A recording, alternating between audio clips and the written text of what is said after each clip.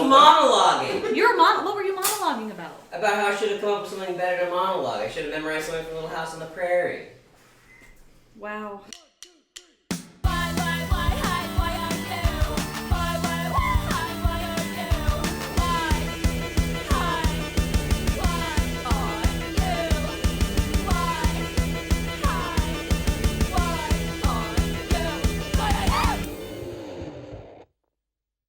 Yeah, and then I talked about how there was something between us, like me and the microphone, and now it just feels stupid.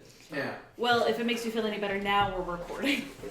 Great, so I just confessed to being stupid on fucking audio. That's okay. Yeah. We won't use this.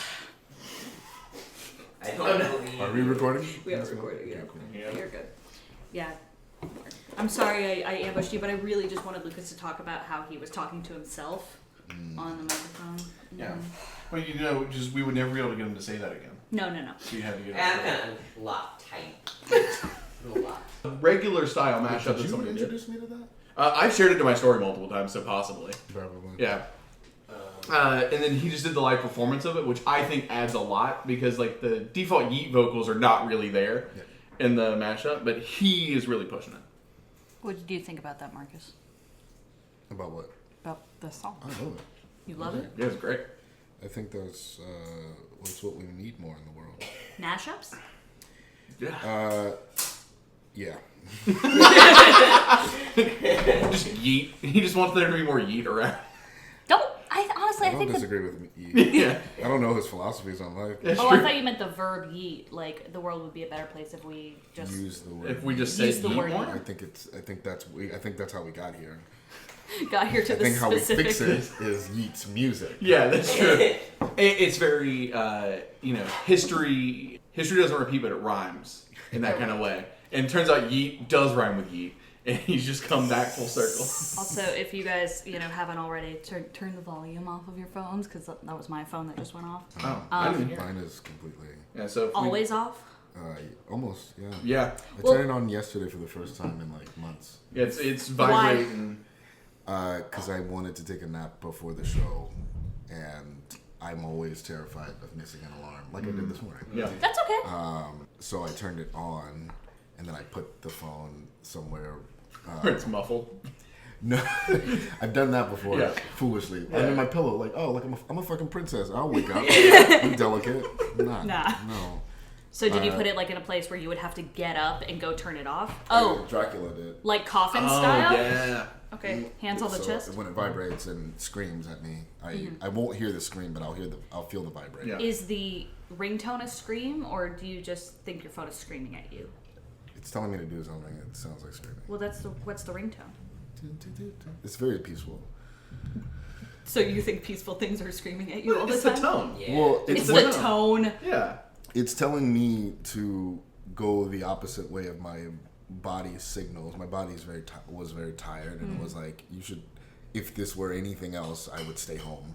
Mm-hmm. I'd be like, hey, you know what? I'd love to be there, and I don't have it in me to be there. But because I am part of a team, I have to be there. So I painstakingly tried to sleep as much as I could, which is not good to do. I don't. It's not good for your rhythms. Well, I appreciate you being here, Thank you. and we are recording now. Great. Good. Marcus heard just that. looked at the microphone, kind of lovingly actually, and said, "Good." All right, are you ready? I know we're recording and everything, but Sure. Let's do it. let's do it. All right. Well, hi and welcome to the Hi, Why Are You podcast, Marcus. Do you want to introduce yourself? No. No. Do you want me to do it? That would be great. Okay, Thank you. so this on our podcast this week is actually one of my favorite artists that I have the pleasure of calling a friend, Markis Marie Gallashaw. That's your middle name, right? Absolutely not. Okay, Markis Marie Gallashaw. Should have done your own intro. This is what you get. Improviser. That's how we first met. That is what you are in my brain mostly. And I'm so sorry that someone is vacuuming upstairs right now. Hopefully we can't hear it. We can fix it in post. I think it contributes to the vibe. Does it? Yeah. Also, Everything that happens contributes to the vibe. Also, Lucas eating. Are you eating Overnight oats. overnight oats? Beautiful. Yeah, yes, for those. Strawberry Greek yogurt. Mm-hmm.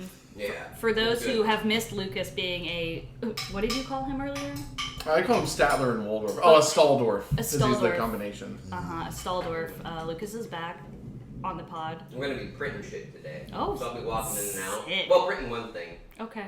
I did everything else already. All right. So Markis Marie Gallashaw, one of my favorite improvisers and artists around town. You have like multiple disciplines. You can draw, you can act, you can make music, you can do. Can you do a cartwheel? Yeah, yes. You can do a cartwheel.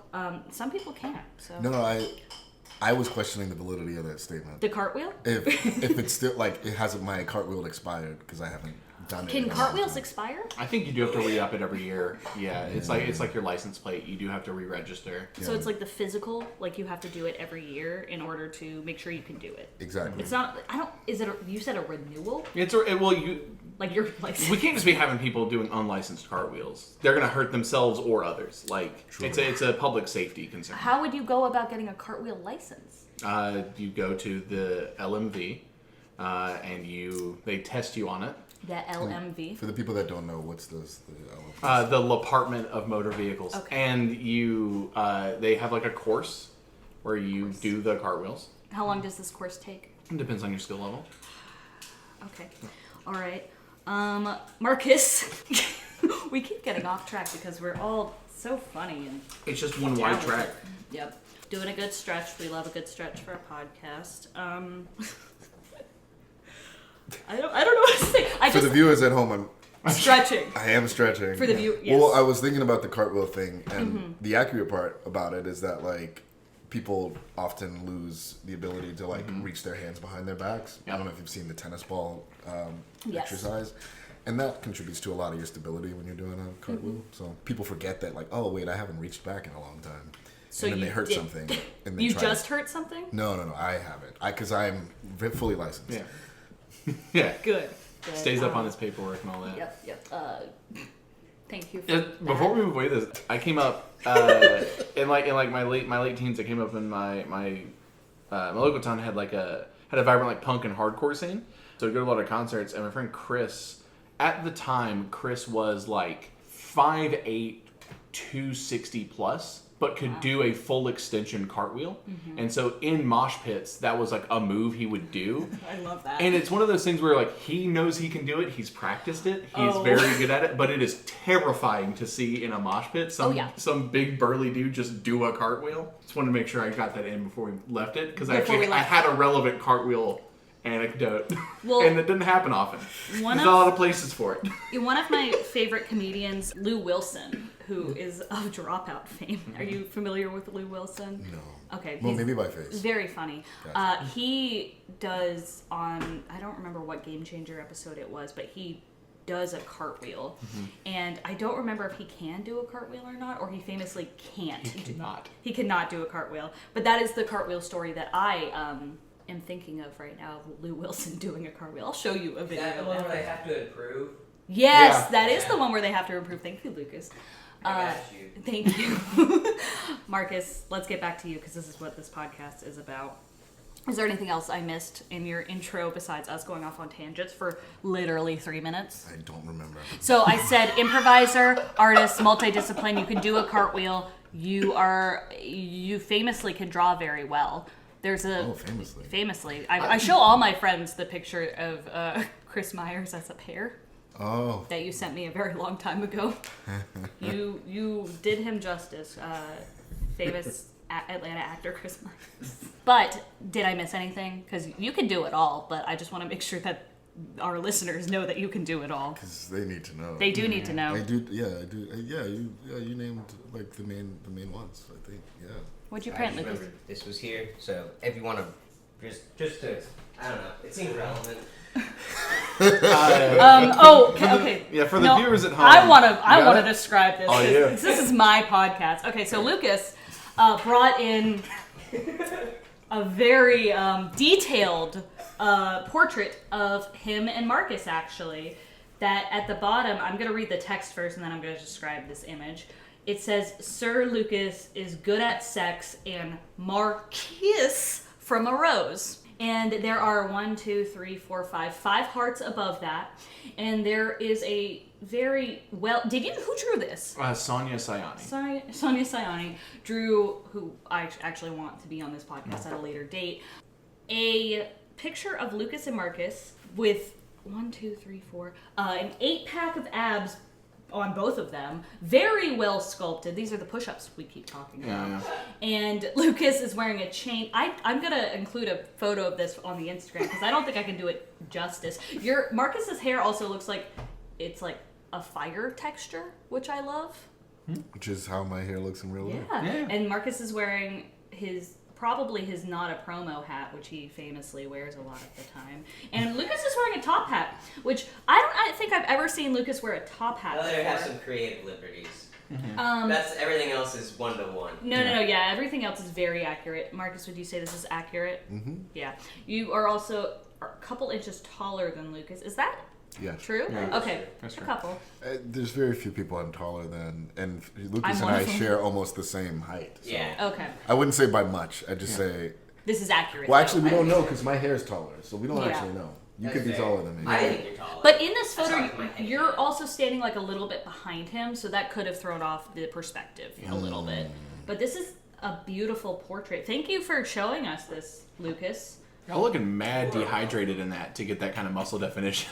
Look, it was for the drawing day. That's true. Yeah, you kind of knew going into it. Yeah. No In the- carbs. This is wild. And did I miss any of the details in this that you want to make sure the listeners know about? They have kind eyes in it. You do. For Yeah. not that I've seen a lot of pictures or images of two shirtless men next to each other. Both- Normally, though, the eyes are not as kind as they are. In And this Marcus, one. you look like a little bit like concerned, like just like the slightest bit of like caring and concern. It's not my job to determine what the artist sees. Okay, that's fair. That's something that Sonia saw on the day. For context, the Dad's Garage, the theater that I perform a lot at, has this show called Fabiano Verdo's Famous Sex Party, Yes. which spinned off into this large production.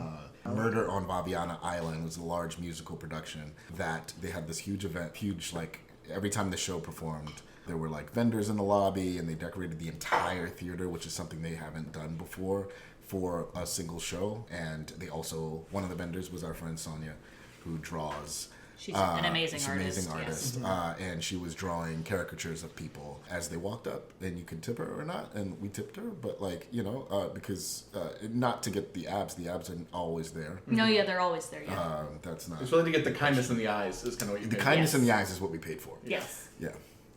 Yeah. No, that's accurate. I'm gonna leave this on the table. So this then- is also not the object that Marcus brought for No, today. yeah. This is Lucas just had this. Lucas just brought an object into the podcast, which I do appreciate for a podcast setting. All right. Well, so I didn't miss anything in your introduction. What are you Sorry, doing? Marcus is connecting to the Wi-Fi. You can continue. That's okay. That's okay for a podcast setting.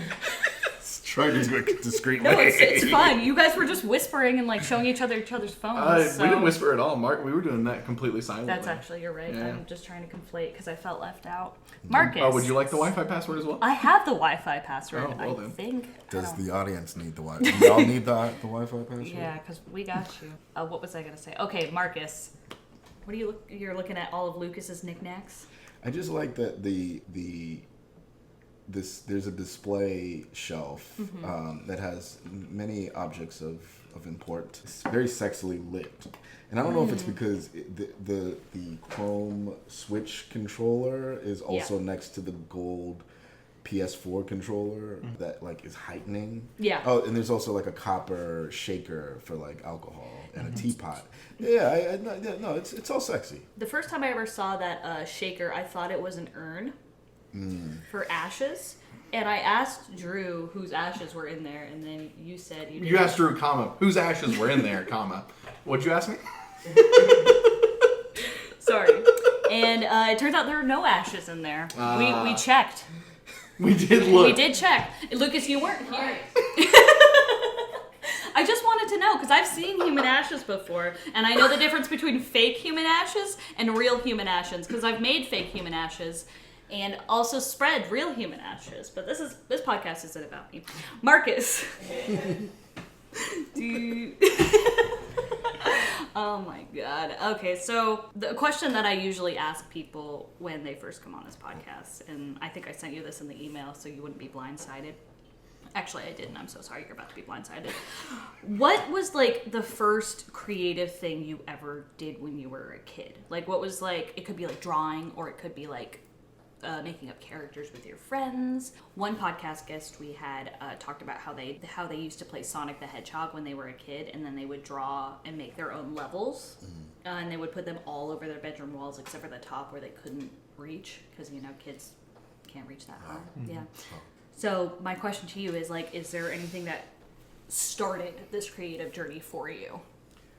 I think it was two-part for me. Okay. Drawing was kind of automatic. A lot of people in my family drew, so like that was just kind of the thing that was always around. Shout out to Toonami. Toonami, for yes. introducing the world, the American world, to like Dragon Ball Z and a bunch of other animes that inspired my personal like love in illustration. We had comics and stuff like that, but I've never read a comic. Yeah, that's actually not true. I've read several chapters of a single manga. Of one. And I used to look through a lot of my family's comics because I love the art, but I never connected the dots. You should read these too. Yeah, kind of just like art books. Art books. I thought they were art books with little annoying bubbles with words in them. Yeah. You thought, these words, they're ruining the art, which honestly, What's behind this bubble that I'm not seeing because I have to see this dude talk? Exactly. Yeah. I did think about that a lot. Like, what did we miss? What's behind there? And I would get excited when you get to the one or two pages that were actually fully colored. Yeah. Like, wow. The rendering always got me. The lighting always got me. The detail. Which probably led me into like photography things and whatnot. I forgot that aspect. I'm so sorry. You're a great photographer. Like, there are some photos that you've taken of me that are just so grotesque and so gross looking that you really capture my essence, and I appreciate that about you. So a podcast, you decide if that was a compliment or not. It was! You capture people's the true grotesque of the human existence. I think they're very lovely pictures. They're some of my dearest pictures Of that the I've taken. up angles? Of the up, well. I'm talking about the one at Big Softy from like a month ago. Oh no, I don't look at that one. That one doesn't make the portfolio. No, I forgot that is one of your disciplines, and you are very good at also you're a videographer, and you do a lot. You have done sketches before that are also very funny because you are one of the funniest people ever, I think, in recorded history. Would you agree? I don't think I can add up to that. I'm glad I've made some people laugh. Yeah, no, you genuinely do a lot of the time. Actually, one of the things that, and I think you know this, one of the things I go to if I'm feeling depressed or like sad and like I'm at home by myself, on YouTube, I look up people passing out on roller coasters because you showed me that phenomenon. I did not know that was a thing, and it's not even like in like a malice, ill-intentioned way, but people just pass out on roller coasters a lot. And you were the first person to show me someone passing out on a roller coaster during the pandemic when everyone was sad. You're like, hey, check this out, and just sent it to me, and without much context, and it still holds a great place in my heart to this day. Happy to Thank you. hear that. Okay. Yeah. It still makes me laugh too. Yeah. So if you pass out on I was about to say escalators, don't do that. No, that's way more dangerous. You're not strapped in. You're not strapped in on an escalator. But passing out on roller coasters is hilarious. Please look it up. Yes. No, like those people, they're fine. They're usually fine. Yeah. They have a condition that with like it's vertigo related, I think, or something like that. But it's not bad like vertigo. I don't have to explain it. It's funny. Yeah. Okay, so you said we got into like Toonami drawing. What you said it was a two-parter. So. Oh yeah, so like drawing was kind of automatic. Yeah. I didn't realize that it was special until I got more away from my family. Yeah. Because apparently not everyone can do that. But I used to love to build things. I like take apart toys, Oh, okay. put them back together, take the motors out. Let me see if I can like make this toy move in some way almost had me going to be an engineer. Oh, okay. I wanted to work in aerospace, and then I realized, you have to. There's a lot That's a very involved. different life. Yeah. I don't think I was set up for success for that. But I did get into Georgia Tech. Okay. I just decided not to go, and I went to an art school because that felt... Better? part of it was fear. It felt Okay. safer. Interesting. And then I came to find out that, like, Georgia Tech, they designed their first year as a sort of culling process. They make it extremely hard so that most people drop out, and like the people that are cream of the crop, those are the ones that continue. And I wouldn't have been able to handle that, honestly. But also, I realized that if I focus on doing movies, then I can do a lot of the stuff that I want to do without it having to be functional, which was to create cool looking machines and things like that. I could just design stories around that. That's cool. Yeah. So you mentioned something a second ago of you felt art school was safer than the practical option. Yes. That's It's foolish. no, it's it's not foolish. It is a look / a little bit of a peek into, I don't know what I'm trying to say, but it's like a very accurate way to describe what is inside your heart. It's a revealing statement. That is what I'm trying Yeah. to say. Yes, because because you're such a brilliant artist, and I can't even imagine you being an engineer. You're very brilliant. I'm so glad that you went to art school instead of Georgia Tech. But like selfishly, because we get to see you as all of these different types of artists and contributing to the world in that way. And you make so many people laugh, in everything that you do, in a we're all laughing together, not like a laughing at you type thing. I make so many people laugh. You do. At me. No. Not a bad way. It can be the goal. Lucas, do you need to leave? Just for a second. That seemed like a sincere moment, so I didn't want to ruin it. No, it's No, you're okay. good. It Did wasn't. you choose this moment to leave? It's getting a little too sincere. I got That's the only way there's As malice. I walked out, I was like, it's probably how it looks. it. You're like, I want no part in the sincerity So I of get people. I know how it looks. I feel like I should mic Lucas. I just give him a lob. Yeah, just walking as he around. walks down the hallway. In general. It's You giving. can hear him very well on the. Yeah. This is a pretty good mic. It's Yeah. giving the same energy as people who put a GoPro on their cats. Yep. We just want to know what Lucas is getting It's so into. fun to see where they go. Yeah, we Yeah. want to see what he's doing. We want to know what he's up to all the time. You can leave All right, if I'll you be want. right back. Yeah, that's fine. I'll try and not open the door to sincere. You'll try not to open the way. He's gonna come in some other means.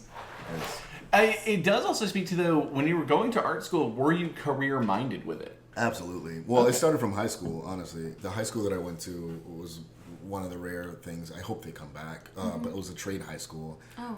I grew up in Charleston, South Carolina. I was going to ask where that was because I know you're not originally from Atlanta. Sadly. No. I love Charleston. No, I don't.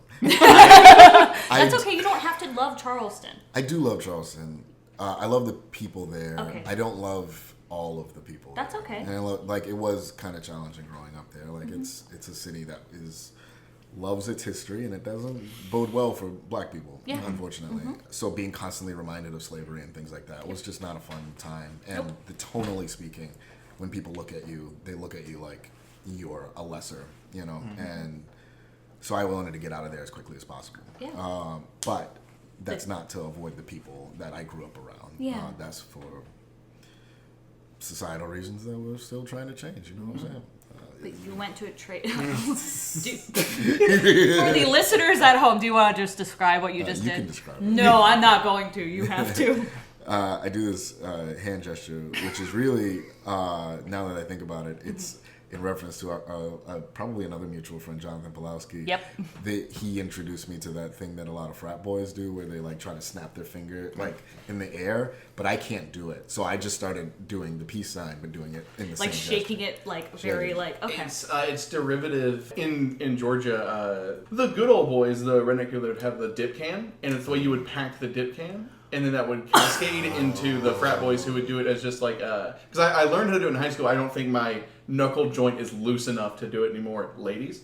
But you would hold your hand and then you would snap, and then your finger would hit the other finger and it would make the popping sound. But it's from the old tobacco dip cans that they would use, and they would use it. And how does that make you feel, Marcus? I just You learned a lot. What can I curse on this podcast? Yeah, go ahead. What a shitty thing to appropriate.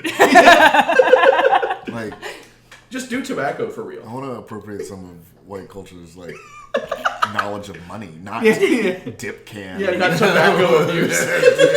Yes, I should have mentioned this earlier. There are no rules on this podcast. Maybe just don't be an asshole, and you can curse. So. I don't think we've ever told anyone not to be an asshole before. It's weird you bring it up for Marcus. No, I said on another episode you can do defamation, and then I immediately took it. Oh yeah, you legally shouldn't tell people they can do the one that's the crime. You shouldn't tell them they can do that one. No slander, but yes. But you can be mean. So you went to a trade high school. Charleston, South Carolina, went to a trade high school called Garrett Academy of Technology. I think it's still around, maybe. Sure. I haven't been back to Charleston in a minute. There were 3 high schools you could go to. There was a generic kind of catch-all high school, like the TV shows. Oh, you had Degrassi. Maybe. Don't know. I didn't go there. And then there was an art high school, which I wanted to get into, and that one felt a little systematically hard to get into. Yes. They were both like my school and the art high school were both technically lottery-based schools. Like the South Carolina lottery, I think, also funded them, but they also were allegedly lottery-based. As how you get in. Yes, and Marcus just did air quotes around lottery-based. I did air quotes because there weren't very many people that looked like me that were at the art school. Yes, yeah. But it's just important for the listeners to know that you did air quotes. And he just did air quotes again. At the mic. Yeah. So And around the word air quotes. And you also keep staring at the mic so lovingly. Like, do you think it's lovingly? It's the kindness in the eyes that you have in this very beautiful portrait I right might just have kind eyes. You do have kind eyes. It but looks kind of alien, honestly. It's like he's trying to understand it, and it's like fundamentally not of his world. Which is interesting because I know Marcus has seen a microphone before. And I know Marcus is from Charleston, South Carolina, apparently. So the 2 things we know about. The scale and the contrast. So the back wall is lit. yes, it's lit, fam. And it's adding like extra contrast to this. So it is quite. Pulse focus. Do you want me to not? Well, no, Do you want me to put something in front of it so you don't have to look at it? The thing is, that's what we want. We do want the speakers, technically speaking, talking to the Towards microphone. It does pull your focus there. It's helpful. Well, you're getting a very cool. Oh God, I don't even know what to say. You're getting the first. We got this microphone arm yesterday, so a lot of the time it's been people like putting their hands on the table and making noise. But you, yep, ASMR like. yep. So Trade high school to... Yep. Trade high school. Yeah. So I wanted to get into the art school. I probably should have gone for acting. yes, I was you too should've. scared to. I was scared to go for acting. It's just like there's nothing in my life growing up, early years growing up, that would have given me an edge in there. At least I had family that drew and drew professionally. Yeah. And that's when he just didn't come home. And how did that make you feel? Oh, you could come in, Lucas. Yeah, it's fine. Come in. No, it's fine. Alright. What did you? What? Okay, so Lucas went out to. Okay. Everyone, shut up. Everyone, shut up. Lucas went out to print something. I don't know where he went to go print this. Lucas, what did you print? What is that a picture of? Squishmallow of a little whale with the sea captain hat. Why? Okay, so for Secret Santa, I got Leslie, and she wanted Squishmallows, but Squishmallows don't do good shipping, and also their support service is garbage. The product I'm sure is great, customer service terrible. Sure. And it's not the employee's fault. It's just the infrastructure there is bad. Yeah. Anyways, her gift hasn't arrived yet.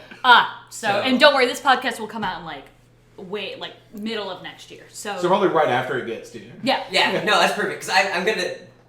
15 minutes from now, I'm supposed to be at a Secret Santa. So, this is... Yep. The stand-in. Perfect. And so the visual is Marcus just wrapped like kind of that really touching, heart-wrenching story, and then we turn, and Lucas has this picture of a whale squishmallow kind of flash out of his hands. I wasn't trying to show it. I was like, if they see this, I'm done. And Because I stepped out during a sincere moment on the podcast to go print this. and then you stepped back in during another sincere moment. I understand. To be fair, clearly I was not actually enjoying No. it. Yeah, the pod listeners will know. Yeah, The what? the hard shift. The podcast listeners. Either way, I'm not fucking calling it the pod. He's really hung up on shortening the word podcast in a way that no one else in. I was about to say In recorded history. I was saying no one else in like the field is in the podcasting field, and I'm like, that's taking this too seriously. Yeah. Okay, so Yes. Acting and such. I should have gone to the school for acting. should have. That's not fair. That's a judgmental term. sure. There was an opportunity to go there for acting. I didn't really know where I would even start or how to because they also had a bit of a vetting process, which is how they sort of culled who they wanted. That's not fair. Who could get into the school and who couldn't get into the school. I'm doing the dumb, I'm mocking them right now. Yeah. Gotcha, yes. See, that's acting prowess they didn't get because they didn't get it. Yeah. Get it. So I decided that drawing was the safer option because I already knew how to do that. But we got hit last minute with the fact that you needed a portfolio to get in. And it's 13 years old. yeah, I don't have a portfolio. No. Some of my family can't even spell portfolio. Maybe I don't know. That's not fair to them. 1 second. Lucas, what is the look on your face right now? He's 13 years old. Portfolio? Yeah, it's That's insane. absurd. How are you so invested? You just got back in. Lucas's heart is very open, so he attaches. I'm sorry. I think that's ridiculous. A child with dreams who's aspiring to do great things, has passions. Oh, do this professional setup work that you don't know anything about. Rather than help us, understand you as a growing person. Yeah. Yeah. I think it speaks to, like you mentioned, not having family or familial kind of professional setup there, because that is one of those kind of soft gates, right? Because if your family is already successful in the field, they know about building a portfolio, and they would tell a young relative to do that. But Exactly. yeah, Exactly. But if you're trying to start it, or if you're the first in your family who's in that, right? It's a light way to cull that group of people. Yeah. Right. Yeah. Yeah. And I was like, should I go hard racial here? Hard not? I don't know.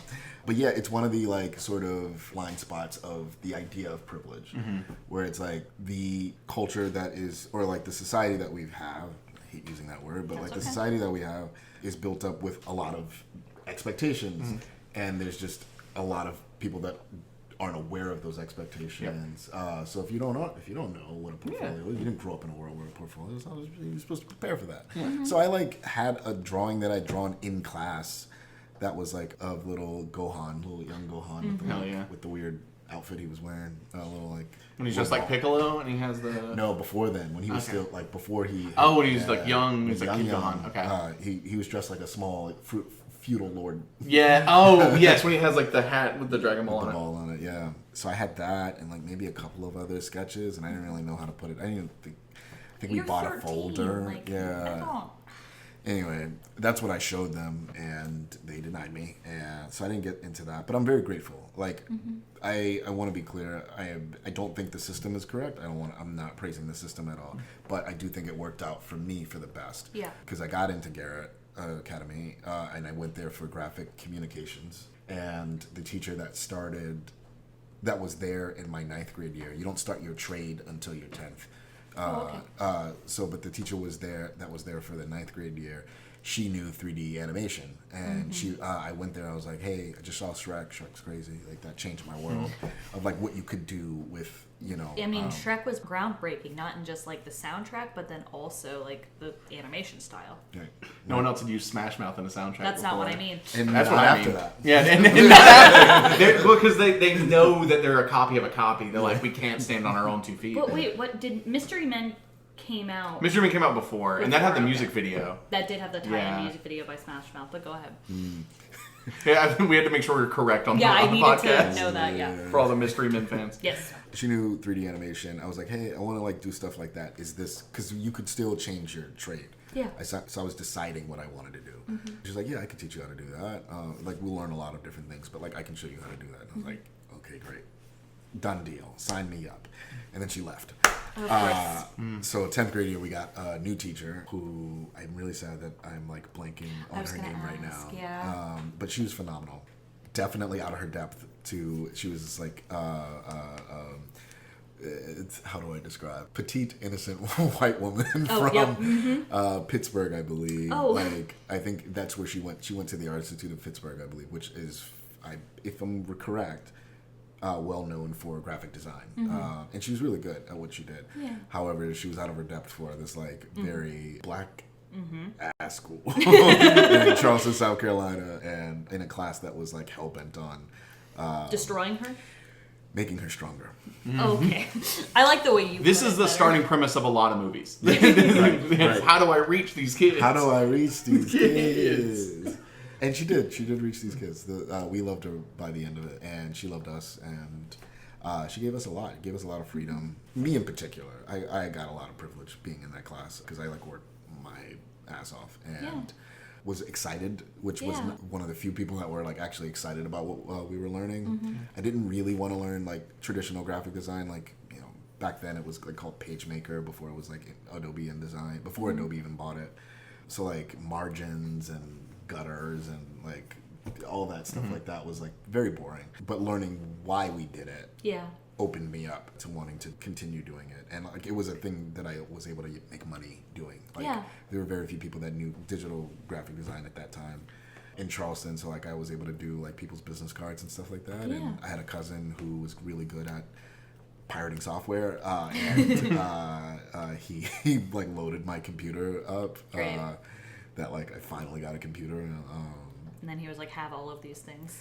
I'm gonna pirate you the best shit. he did. Yeah. He gave me Maya, he gave me 3D Studio Max, he gave me like the Adobe suite at the time and a lot of other things. So I was just like playing with 3D software and learning, you know, Photoshop and stuff like that, and was able to make a little bit of money on the side doing that. And I've been able to I've just continued doing that my entire life. That's still what I do for a living. It's one of those things I think that people don't consider in the arts. Like you get into visual arts like that, and I think everyone jumps to immediately like, oh, I want to have a gallery or do all these things. But like a graphic design background, it trains you to like, hey, dryly and effectively communicate an idea, which is inherently useful if you go into any art form for that. And is also a traditional trade, which is arguably as, if not more lucrative.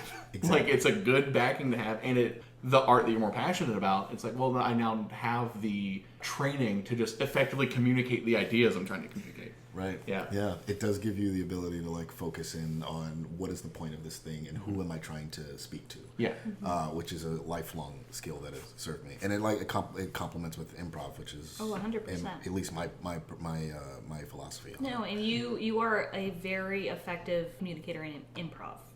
Like you, fantastic. Nothing else. That's not what I meant. Are you literally? Oh, come on. I'm just messing with you. I'm messing with you. Actually, I am curious if that's partially true, but like I'm messing with you. Yes.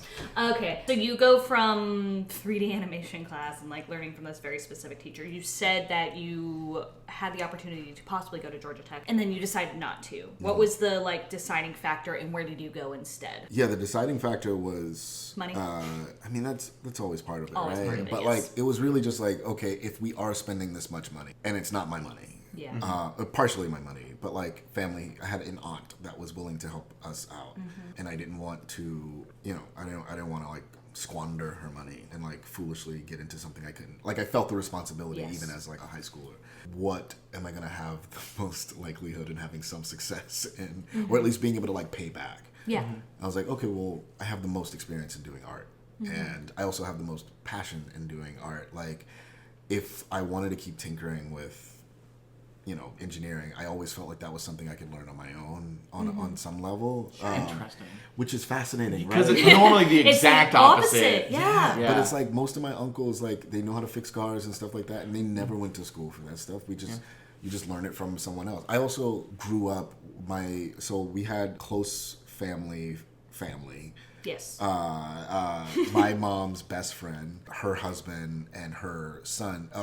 Her son that she had after, this around the same time as me. Like we were born within a week of each other. So they were pregnant together. We grew up together. Yeah. They had a different family life than I had growing up. Theirs was a lot more traditional. Sure. So like I would often go there after school, they would pick me up from school until my parents got off of work, and then then they'd pick me up and I would go home. So I'd often eat dinner there. Like, I experienced their family. Their family, yeah. Yeah. The father of that family, Mr. Moses, has his own construction company, and I would work for them, like, during the summer.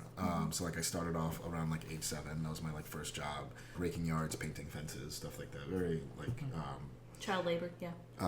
Like lemonade stand kind of stuff. Yeah. Well, it was paid jobs. Oh, yeah. Like, it was, like, for actual clients. Oh, okay. Yeah, and child stuff like labor. that. Child labor. Yep. Yeah. Well, I was gonna say, like, But you got paid, so not child Oliver labor. Twist. What's The painting? the writers, like early American writers. I'm trying to think of. It was very of that era of, like, you know, you pick an apple off a tree and you. Are they about, like, Tom Sawyer? Tom Sawyer. Very Tom Sawyer. I was like looking at you. I was like, "Is this man describing Tom Sawyer?" Well, I wanted to say they say the N-word a lot. But, like, I was thinking Huck Finn, and I wasn't quite there. If you had said that, I'd have been like, "Oh, I know exactly what you're talking about." Jesus Christ. Your phone was like, "I don't want to hear any of this anymore." Or it got really excited. Yeah. It's like, finally, we're talking. Mr. Moses. Mr. Moses Construction Company. And he gave me a lot of those, like, practical skills as well. Like, The so, life like, skills, yeah. life skills, yeah. So, like, we started off doing, like, painting fences, raking yards, but, like, every year he'd upgrade us a little bit to, like, painting houses, going on to, like, digging foundations for houses, Oh, wow. and doing roofs and, like, you know, full construction as a contractor. And I loved it. Those summers, like, working with, like, a bunch of sweaty guys in a truck. Like, What trying kind to, of like, truck? figure, like, it was a van. A brown van. He had 2 vans with all the tools and stuff in it. That was a weird thing to point out, sweaty guys. But it's like, it was hot. We had no AC. That's fine. Like, that's what, like, it was that kind of. It was Charleston, South Carolina. In the no summer. AC in the summer. Like, I got so many nosebleeds. Like, every day I got I thought it was normal. Nosebleeds, mosquito bites. It just drenched in sweat by the end of the day. That's and then, Charleston. Like, stinky. And then I'd be like, I had a good hard day at work, which, like, really informed, hopefully, my current work ethic. I don't know. I feel lazy now, but Interesting. I mean, there's always the people. The way I view it, I think a lot of people fetishize the struggle, where it's one of those things where the harder it was to do, the more art it is, which I don't think is always true. But it is one of those things where it feels intuitively true. You feel like the harder you work at it, the better it is. Right. I know a lot of people put a lot of work into some real dog shit art, though. So, like, it's hard to really say. Truly. Yeah. Now, at what point did you drive the van? Oh man, it was rare, but that was the, like, you know, when you're, in general, humans, we want validation. Yes. We want to be accepted. Yes. We want that so badly. And Mr. Moses was one of the main people that I wanted that sort of validation from. He's just like a the accolades, et cetera, et cetera. He would often let Chris, my childhood best friend, his son, drive the truck because, like, he trained him on how to drive the truck. It's a big vehicle with a lot of, like, heavy material in it. Like, one wrong turn and, like, everything kind of falls over and they break equipment. Equipment's expensive. So, like, I understood the responsibility of it. But every now and then I'd get to at least park it. Or, like, you know, I never got to drive it away from a gig. It would often be, like, sometimes, like, as we got older in my, like, later teens, he would send me and Chris off onto, like, our own solo gigs. Oh, wow. Because, like, you know, local contractor, he had a bunch of scales of jobs. Yeah, and he had been training you for years, so you knew how to do the work. Yeah. Right. So, like, Chris would be the lead, and I would, like, be with him, and, like, we'd fix whatever we needed to fix, and then head over to the big gig, because there was usually one really big thing that we were doing, and then several small things, which I thought was, like, super cool. I loved the variety of scale of jobs we would do. We were, like, rebuilding a roof to this, like, giant church once, where it's like, you have to be. Well, I'm sure there were laws that said that we had to be tied down at all times, but we were rarely ever tied down on a roof, you know, safety tied down. But it was so tall that it's like immediate death, like if you fall. Oh, yeah. It's like... for sure death, yes. For sure. So, like, working on something like that, but then, like, leaving and then going to do, like, fixing somebody's cabinets. Yeah. And they offer us, like, lemonade or sweet tea or whatever. Yeah. It's like, no, thank you. We were told to say no thank you most of the time. It's probably for the better, because people don't always wash their dishes right. You know? I was going to say, like, the sugar crash of, like, from the lemonade is probably what he was also, like, We ate Wendy's every day. Yeah. You eat Wendy's Like, every we day? ate fast food. That was one of my favorite parts about it. Was like, one, getting to spend my own money for the first time, and then two, just the like, it's the time you get AC. Oh, yeah. Like, Yeah. you get to rest a little bit, and then you get to drive to some place with AC. You get to order your food, and then we'd eat it in the truck. But like, there's AC. There was AC. That was the holy grail of Yeah. lunchtime was the AC. Also, a Wendy's, I don't know your order, but a Wendy's sweet tea really hits. What did I get? I usually got Sprite.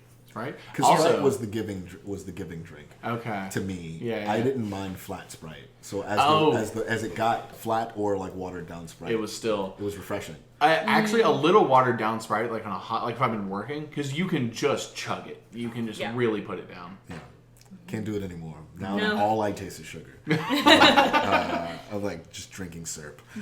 But back then, two junior bacon cheeseburgers, large fry. It's a good and Wendy's Sprite. order. Yeah, thank you. Because it was better than the single, the Dave Yeah. single. Yep. Like it got the crisp edges. I The smash burger. a couple years ago, when I started working at Costco, I was working the Bye, carts. Lucas. Bye, Lucas. Great jacket. Thank you.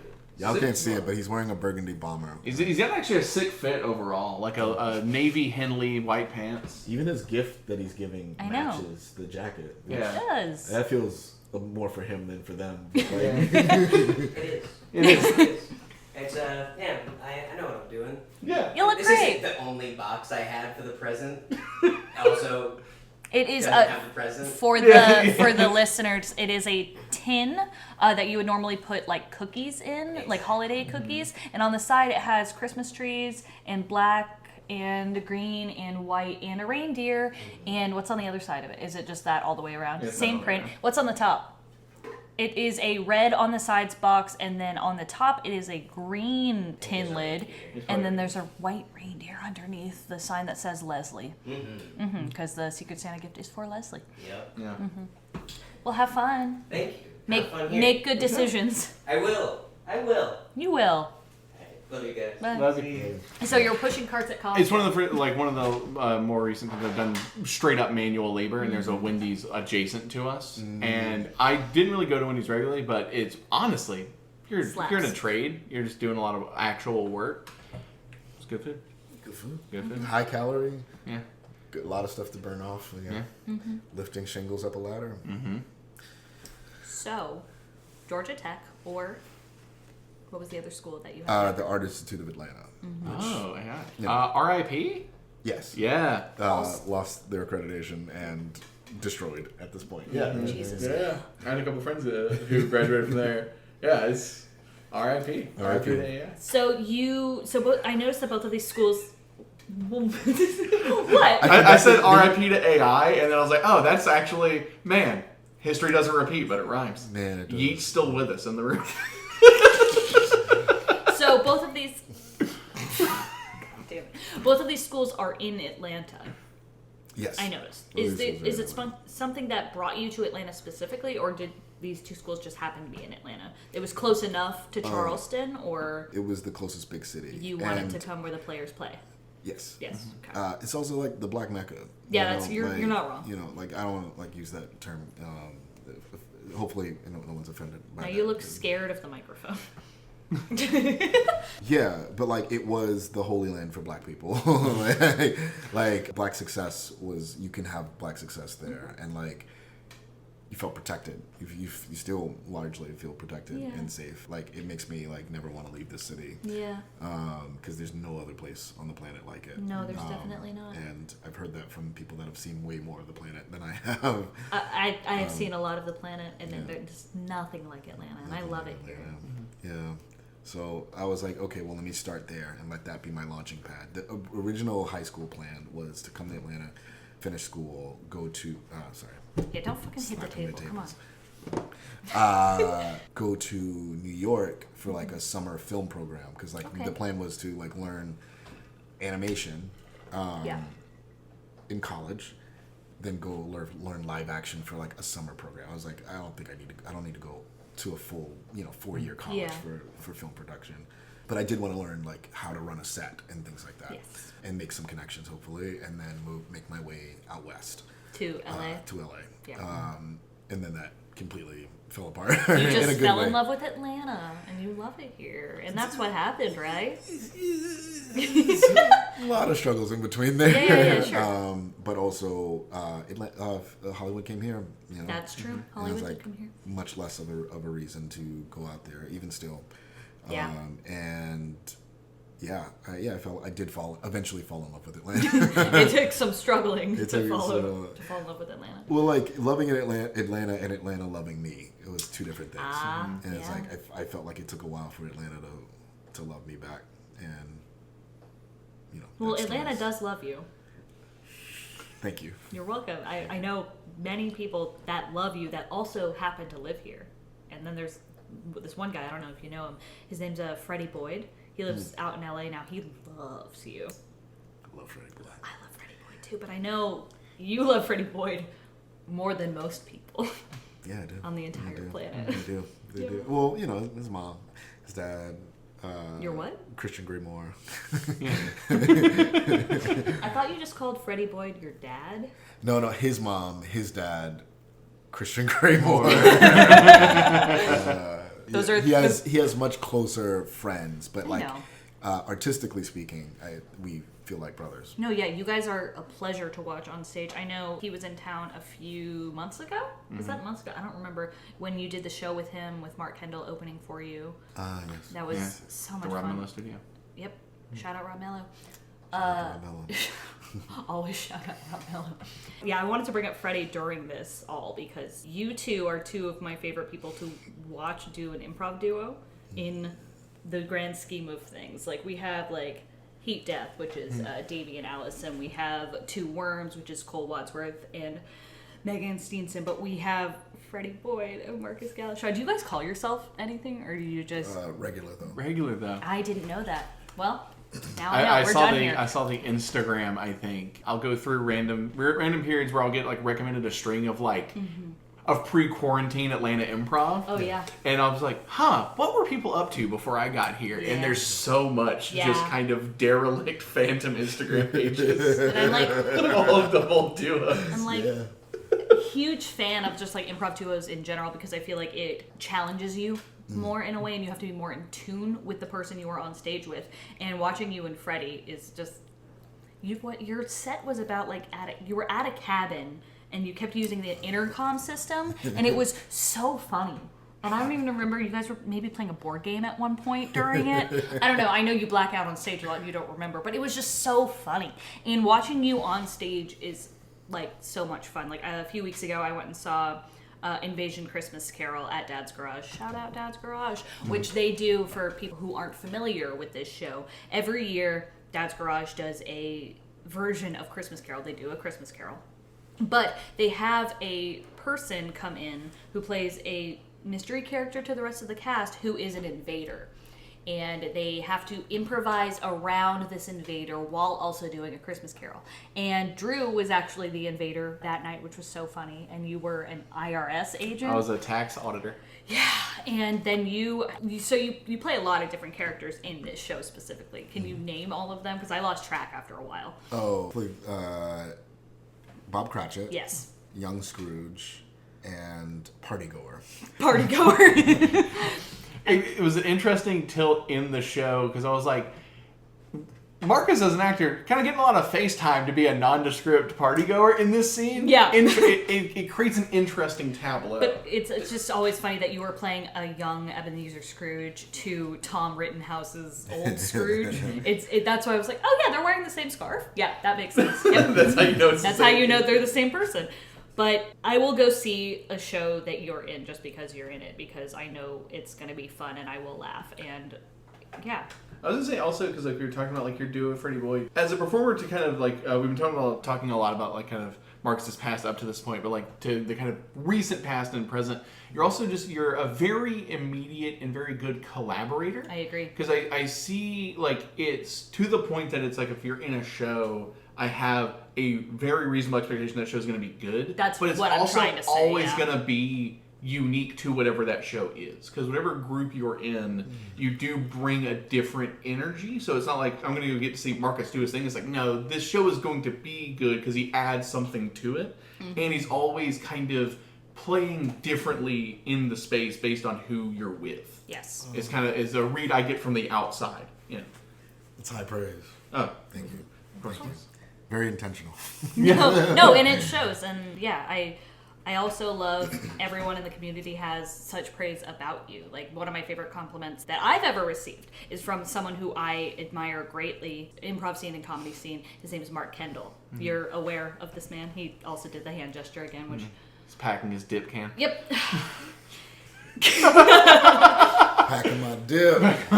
But you and I have done an improv duo a couple times, which I actually don't know if you know this, but I would call it Hi, How Are You? And this podcast is actually based on that improv duo that you and I have done a couple times. That's why this podcast is called Hi, Why Are You? Yeah. Didn't know that. No, well, now you know, and now we're all Started coming together. Branding and marketing without me. Yeah, I did. Well, you didn't want to do the podcast. No, I'm joking. But Mark Kendall, let's get back to Mark Kendall because I love talking about Mark Kendall. I've talked about Mark Kendall on how many episodes of this podcast? At least 4. Not all of them. At least 4 episodes. But he said every time I see Mark Kendall out in the wild, or like I'm texting him about something, he always asks me when you and I are gonna do another show. We don't talk about anything else. We always talk about you and I doing a show together. And I mean, even when we saw each other last week when we were at the What's Good Atlanta, shout out What's Good Atlanta, podcast live recording, he even asked both of us, hey, when are you doing an improv show again together? And so part of that, like, the compliment that I loved the most was like, you and Marcus have such like a chemistry that I want to watch it on stage. And I attribute that completely to you and what you bring to that show that we do sometimes. Because it's just one of my favorite things. What? Like, are you uncomfortable? A little bit, yeah. It's my, or at least my point of view on philosophy. My point of view on philosophy in general. Yeah. That's Greeks. Yes. What do you think about thinking? Yeah. my point of view on improv, my philosophy on improv is that like everything it's better when everything's inspired by your scene partner. So I would not. You disagree? I would disagree. That like what happened on stage was inspired by you. At least, like in terms of like my offers and things like that. You know, maybe your offers were inspired by you. Yeah, they were actually. No, but like again, like sometimes there are improv scenes that stick in your head. Like I don't know if you ever have this, or like I know you might have this, Drew. But like there are improv scenes that stick in your head forever that you loved doing, that you think are magical. Like I don't. Again, this might just be a me thing, talking to the void here. But one of my favorite improv scenes I've ever done was from one of the Hi, How Are You shows that we did at Limelight Theater in the Black Box, where I was on your back and you were shuffling me around a movie theater for some unknown reason. I don't remember the specific reason, but I remember being on your back and going around the backstage of the show, coming outside of one of the doors, and then immediately going back through the backstage and then like shuffling into the movie theater, I think it was. And that there are a couple videos of it that I think someone got. Don't remember the context, but I remember being on your back specifically, and the magic of you giving me a piggyback ride in an improv scene, and it makes my heart happy. Oh, yeah, that was a fun scene. I don't remember the exact context of why you were on my back. No, me It neither. was justified in some way. Yeah. But like I do remember. No. All of us have simply been doing improv too long to believe that every single thing in a scene is justified. I was trying to be positive. Well, there's being positive and there's being dishonest. A liar. Yeah. I think we can justify anything. Sure. Should it be? I don't know. But yeah, we were in this movie theater. I just remember thinking like, I think it might be fun for the audience to watch me struggle to not have a justified reason to put you down. And like, so we kept like, I was just going to create as many problems as possible. Yeah. For why it's like, oh, well, Wait. Oh yeah, we got lost. That's what it was. We got lost in the depths of that movie theater. Yes, there's so many twists and turns to get back to the lobby. Yes. It's like, wait, no. I think we got to go back to the Yeah, lobby. that's what it was. And there's also, for context, for the people that don't know Limelight space, the black box space, it has a window on the backstage, so like you can actually go backstage and then pass by this window. So like you were hearing us talking, but you couldn't see us until we passed by The window over and over again. I thought it was fun. No, it was very fun. One of my favorite improv scenes I've ever done was, or like premise-wise, was also from that show. Really? Was speaking of Wendy's. Oh! Yeah, so like, for the context of the show, it was like this show that like I think Aaron created, Aaron Shore, improviser, producer in Atlanta. We use first names and last names in this podcast because we like shouting out the homies. Beautiful. That's also a rule. You have to use people's first name and last name. Full government. Wow. Yeah. I don't know, Aaron Marie Shore. Go ahead. Everyone's middle name is Marie. Aaron Shore has a show called Hodgepodge where you kind of roll. I don't know if it's like a fishbowl or you roll the dice, but like he has 12 improvisers or something like that, 8 to 12 improvisers, and they like pull either roll dice or like pull names out of a fishbowl, and basically the rule is that like there's 4 scenes that happen with varying amounts of improvisers in those scenes. If your name gets pulled first, you're like there's like a 4-person scene, and then there's a 3-person scene or a 2-person scene, and then I think a solo scene. Maybe? It's 4, 3, and 2 because the marketing is 4, 3, 2 done instead of 4, 3, 2, 1. Yeah. Gotcha. Yeah. Okay. That's cute. That's cute. Go Aaron. That's cute. Go Aaron Shore. Sorry, We use first and last names on the podcast. On the podcast, thank Because you. we like to shout out the home. No, shut We up. do. Sorry. Fuck. So we got Edie We and I did. got pulled for the 2 slot. So we were just doing a montage. In one of the scenes, I just like picked up one of the stools, and I was like, I just want to hold the stool right now. So I'll let that, I'll figure it out. And we were both standing, by this door. We realized we were standing by this door. I think you were waiting to get into the bathroom, and it was like a good amount of time. Like where it was like very patiently started scene. You're like, well, why is this guy holding the stool by the bathroom? And like, who's in this bathroom? Why is it taking this long for them to be done? And you're like, well, why are you waiting by the bathroom, Marcus? And I was like, oh, I'm waiting to rob it. Yes, I do remember this. And you're like, what? And there was a similar reaction from the audience, like a big laugh. I remember Mark Kendall in particular died. I've talked at about that Mark statement. Kendall's laugh so much on this podcast. Yes, but that has been brought up so many times. I love his laugh so much. Such a great laugh. Yeah. But he seemed to be he really laughed at that line.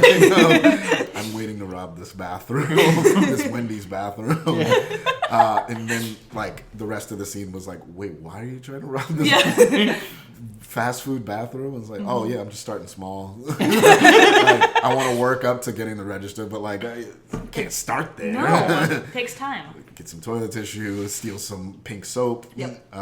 et cetera, et cetera. And that was just like a fun premise, and that like stuck out to me of just like the simplicity, and like I don't know. love that. It's so funny to me. I'm honored that you've remembered and thought about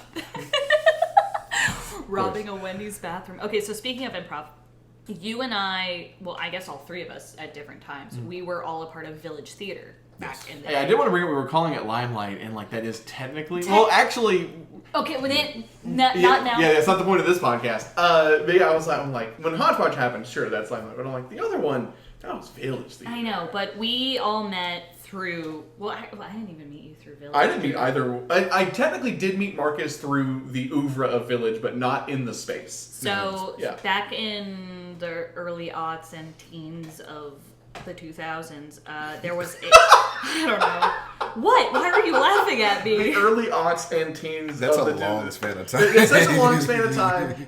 Village was a theater for a long time. It was not a theater in the aughts, and Yeah, none it of was. Yeah, it was. It was, Were any of yeah. us there?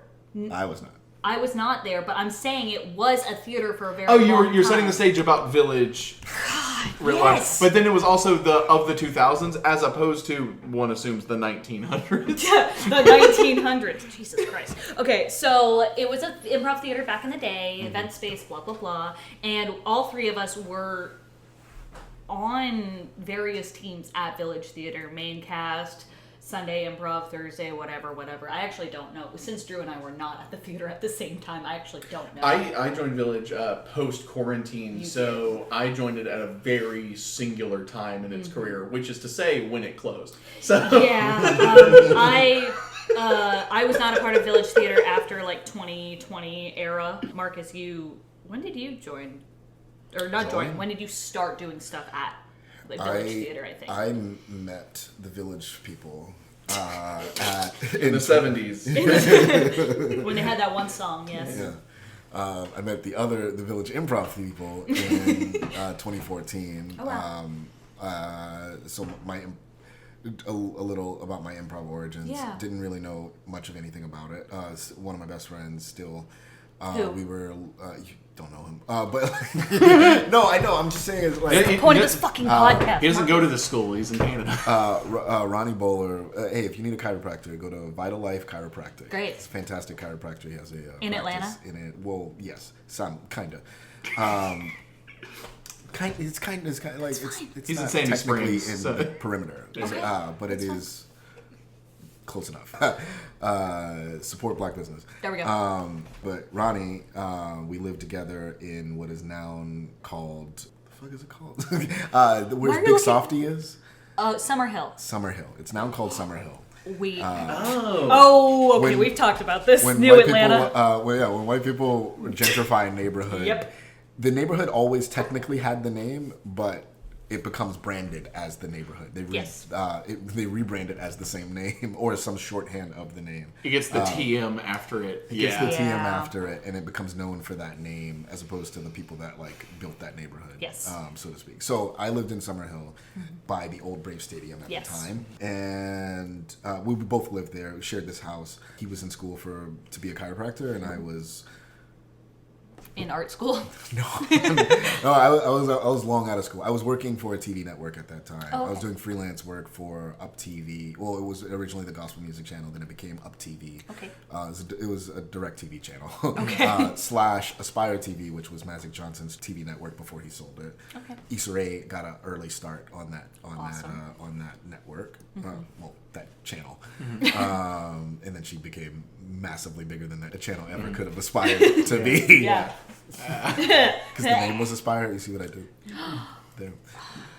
The audience got it. The audience reading the transcript. I hope y'all got it. I hope y'all got it. I did. I was just busy. The room I was didn't get it. busy. Is our Edie's filing their taxes right now? Yeah, sorry. God, his ass. So I was working freelance there at the time, and we would often like watch comedy things together. We love to laugh. We love to make jokes. We do were love watching the to Golden laugh. Globe that year. We had this big ass like old school like giant. It takes up the whole room TV, big back TV. Hell Big yeah. back TV. Yep. With like warped yellow screen, like it Yeah. doesn't. Not the whole screen doesn't. The whole screen doesn't work. But anyway, he loved having that on in the background while he sat on the couch on his laptop, doing research. Air quotes again. Air quotes again, which was just him on the internet. Sure. And then kind of sort of doing research. He was a fantastic student, by the way. I just want to be clear about that. He was good enough that he could. Yeah, we can't do defamation on this podcast. Yeah, no. Okay. Fantastic chiropractor. I have used him as a service. I just am an artist, so I. So you can't afford it. One day. But he had the Golden Globes on in the background. Tina Fey and Amy Poehler were Yes. doing the thing. They were hosting that year. We loved them. He started doing some research on them. That's what he loves to do. He just loves doing research on things. Realized that they both performed at IO, the formerly known as the Improv Olympic in Chicago. Found out that they had a summer program, and then he was like, "You should do this," and I was Yeah. like, no. And then for months, he just kept staying on me about it because he's a good friend. He was like, I think you do really well at this kind of thing. So eventually he got through to me, and I was like, you know what? Let's go. I was working remotely at the time, too, so I just packed up my stuff and drove to Chicago for 6 weeks and did that intensive, and that changed my life. I met so many people from all around the world and got introduced to improv proper. And when I got back is when I found the Village Theater. and they had no space for me because it was a very different environment back then. But the lovely Josh Warren, shout out to Josh Warren. Shout out Josh Warren. And Victoria Frangoulis and Leslie Johnson and so many other like lovely people that like were very kind. I started going to the jams there on Thursday nights.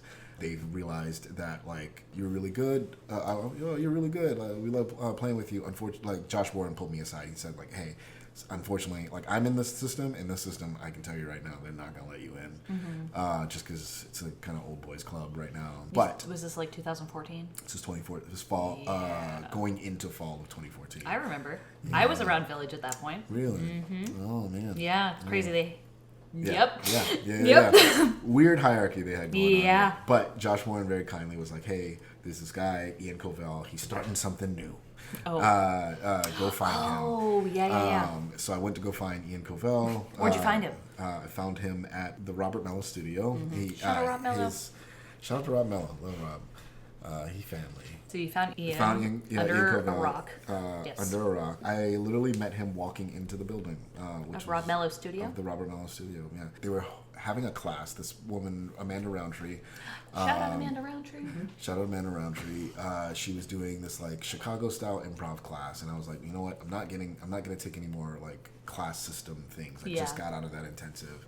That, by the way, that intensive at the time was 4 days a week, 11 to 5 or 6 p.m. Like an hour break for lunch, or 10 to like 6. I don't remember. It was 10 or 11 until like 5 or 6 p.m. Improv, a densely packed day of improv, and then you would take like an hour break and then come back to start watching shows from 7 p.m. to like 1 a.m. Oh wow! Every day. Oh wow! That there were shows, and like also that was at the time that IO had just moved into their new space that they still technically, well, the new company that owns it still owns that space. So the stages weren't fully built yet. So there weren't any shows. It was completely blacked out. So we were we were given the opportunity yes, there we go. To spread across the city, which I think was a huge advantage. We got to see so many cooler, weirder indie shows and learn so many new spaces all across Chicago. Saw some real cool, weird art. Yeah. And then it bonded us together even more because we were all trying to figure out the like subway system and all that kind of stuff like that together. And also that program draws in a lot of people from out of the country because they get to be in America for a long time. That's really cool. A lot of ESLs, English second languages. Yeah. I was going to say that, but I figured, you might. Anyway, fantastic experience. Then I came to Villa. No, I mean, like, shout out Josh Warren because he was a teacher of mine when I was at Village doing all of their system. And he also kind of took me aside and told me, hey, you are good at this, but right now... He did the same thing to me, and I'm glad that, like, I wasn't the only one that he, like, was like, you're really good. I want you to know you're really good. Unfortunately, there's not a space for you right now, but there will be. There will be. There will be. And there was be. And I think that's important to tell someone who is, like, first starting out in a thing to recognize that they are very good at what they do and that you want them to keep going. Because in 2014, I know Josh had a lot of, he had a lot of experience at improv and like had been doing improv for a really long time. So someone that was a teacher in that space and also who had a solid place in that space, being like, "Hey kid, you're doing great." Yeah, it means a lot when somebody who's in the position broadly that you're trying to be actually recognizes, like, "Hey, I'm on the side of it. You are being seen." Yeah. Yes, it's nice to know that you are seen. So shout out Josh Warren. Shout out Josh Warren, man. I gotta text him back. That's okay. There's a lot of people I gotta text him back. That's okay. We don't have to talk about that right now. We can go. I'm glad you're here. If I say I'm gonna be somewhere, it's gonna be like a real legitimate reason for me to not be there. To be fair, I saw you earlier this week. You hadn't texted me back at this point about coming here on this day for this podcast, and I confronted you about it because we were standing 3 or 4 feet away from each other during Mark Kendall's live podcast recording. And then you had kind of loosely confirmed, and then I had sent you the email and everything about what we were going to talk about, and then you didn't email me back, which is fine. No. But then, like, I got here because we're doing another recording later. I'm not going to say who it is. But I was like, you know what? It's fine. Like, if Marcus doesn't show up, it'll be fine. And then you responded back to me about a text I sent you on Thursday night at, like, midnight going into Friday because I ran into a good friend of yours, friend of mine. I'm not as close to him as you are, Francisco. I don't know Francisco's last name. Breton. Francisco Breton, shout out. And I said something along the lines of like, oh, I just ran into Francisco. We both agree that you will text us back in 3 to 5 business weeks. No, I said weeks and not days. And then you're like, I feel really bad. I'm sorry. I'm like, that's not why. It was a joke. I'm sorry. And then I also said, we love you, Marcus. Also, where are you? Because like you were supposed to be here in a few minutes. And you started typing, and then you stopped typing. Well, And then you started typing again a few minutes later, and then you stopped typing. Yes. And then you said 2L min away from where we are. And then I was like, does he mean 21 minutes? Yeah. Or 2 minutes? And then you edited it as I was saying, what does Marcus mean by this? 2 minutes away. So I'm glad you're here. Yeah. Well, I would feel the same fear if it was like, wait, did he mean 21 minutes away? Because like that wouldn't be out of the It's so, possibility. the thing is, you loosely confirmed twice, but I think that's fine. You're here, and I'm very happy you're here. And this is not me admonishing you on my podcast. This is me saying I'm very on happy. the record. This is not me doing that, but I just want to say I'm grateful you're here. And there is one more thing. There are a couple more things I want to talk about, but we have been talking for a very long time. Oh, I'm sorry. You're probably going to have to edit some of this Oh, out. no, I am going to edit this. Don't worry. 'Cause we still haven't gotten to the main point of this podcast. Is you're bringing an object to help to explain why you are the way you are. Okay, so a couple more things I want to talk about before we get to said object. One, how did you start performing at Dad's? What was the transition from kind of Village to Dad's and like doing more stuff at Dad's? So we touched on this a little bit earlier. You were like, you complimented me very kindly complimented me on like Marcus is my referring to Drew. collaborator, referring to Drew. Yes. Lucas is not here. Yeah. R.I.P. We miss him. He's here in spirit. He's here in spirit. His chest is here. Drew just referred to the drawing that has been sitting on this table the entire It's time. informed the Some energy. reason. It hasn't. It's informed this interview. Go ahead. About like being a good collaborator. I think Yes, was the you are. compliment that you gave. Your words, not mine. Which I'm happy to hear. Yeah. Like, and that means a lot. I was very intentional. Like when I got back from like that intensive, I was like, man, you know what? If I'm gonna be here, because I had even I had a bit of a depressive like drop after. No disrespect to the people that I love at Village, but it made me really depressed. Yeah. The improv that I was like seeing regularly on stage there wasn't what I had experienced in Chicago, Yes, truly. And like, I don't mean that as any shot to No, anybody, but like, Chicago Improv, Atlanta Improv, New York Improv, and LA Improv are 4 completely different animals/ball games. So that is a very accurate, true statement. I've seen improv in every single one of those cities. Very different. Yeah. Very vastly different. So go ahead. I get the depressive aspect of it. yeah, I was like, this was such an energizing experience, especially like when I left to go do that, do the intensive. At that time, I was like going through a lot of stuff with my at that time friend group. It was just like feeling not like I belonged there. And then when I went to did the Chicago thing, I finally felt like for the first time that I had belonged to a group of people. Yeah, like a community. The community, yeah. And I was like, that was really beautiful. And it was like, and especially since everybody from my class was like from different places all across the planet. And I was like, oh wow, I'm not alone on this globe. Like that was a really big thing for me. So when I got to Village and I was seeing some of the shows that were happening there, I was like, oh man, this is not the same spirit of what I was experiencing there. And I don't know if I could, I think I have to move. Yeah. So I like shout out to all my like first improv teachers. Like they're such good people. I spoke to several of them and they were all like, you know what? You have an option. You can move here right now. Here being Chicago. Here being Chicago. You can move to Chicago right now. I don't recommend it. I think you'll have a better opportunity to, sort of sharpen your teeth in a smaller market and then come here if you decide later. And I was like, I thought that was really good advice. But you are welcome to come right now. And if you want to come right now, just know that it might be harder for you to get on stage. Yeah. It's like, okay, let's see what I can do here. And then met Ian and Amanda and they were building a new thing and that felt like a right move for me. And I'm 11 years later, a little later. 11 years later, yeah. So remind me I was trying to string that back to Eventually how you got onto How Dad's. you Dad's. like transitioned from Village to Dad's. Maybe if you want to sprinkle High Wire in there a Sure. little bit. Yeah, You want to talk about High Wire a little We're bit? talking about Ian. We can talk about High Wire. Yeah, I know. I noticed you weren't specifically saying High Wire, but Well, it's like- we can leave it. I can edit this out. It's more We of can like who bleep it. remembers. I remember Yeah. High Wire. Yeah, I yeah. remember performing in the Atlanta Improv League there a few times, like way back in the day. That was The time. the time. Yeah, so like met Ian.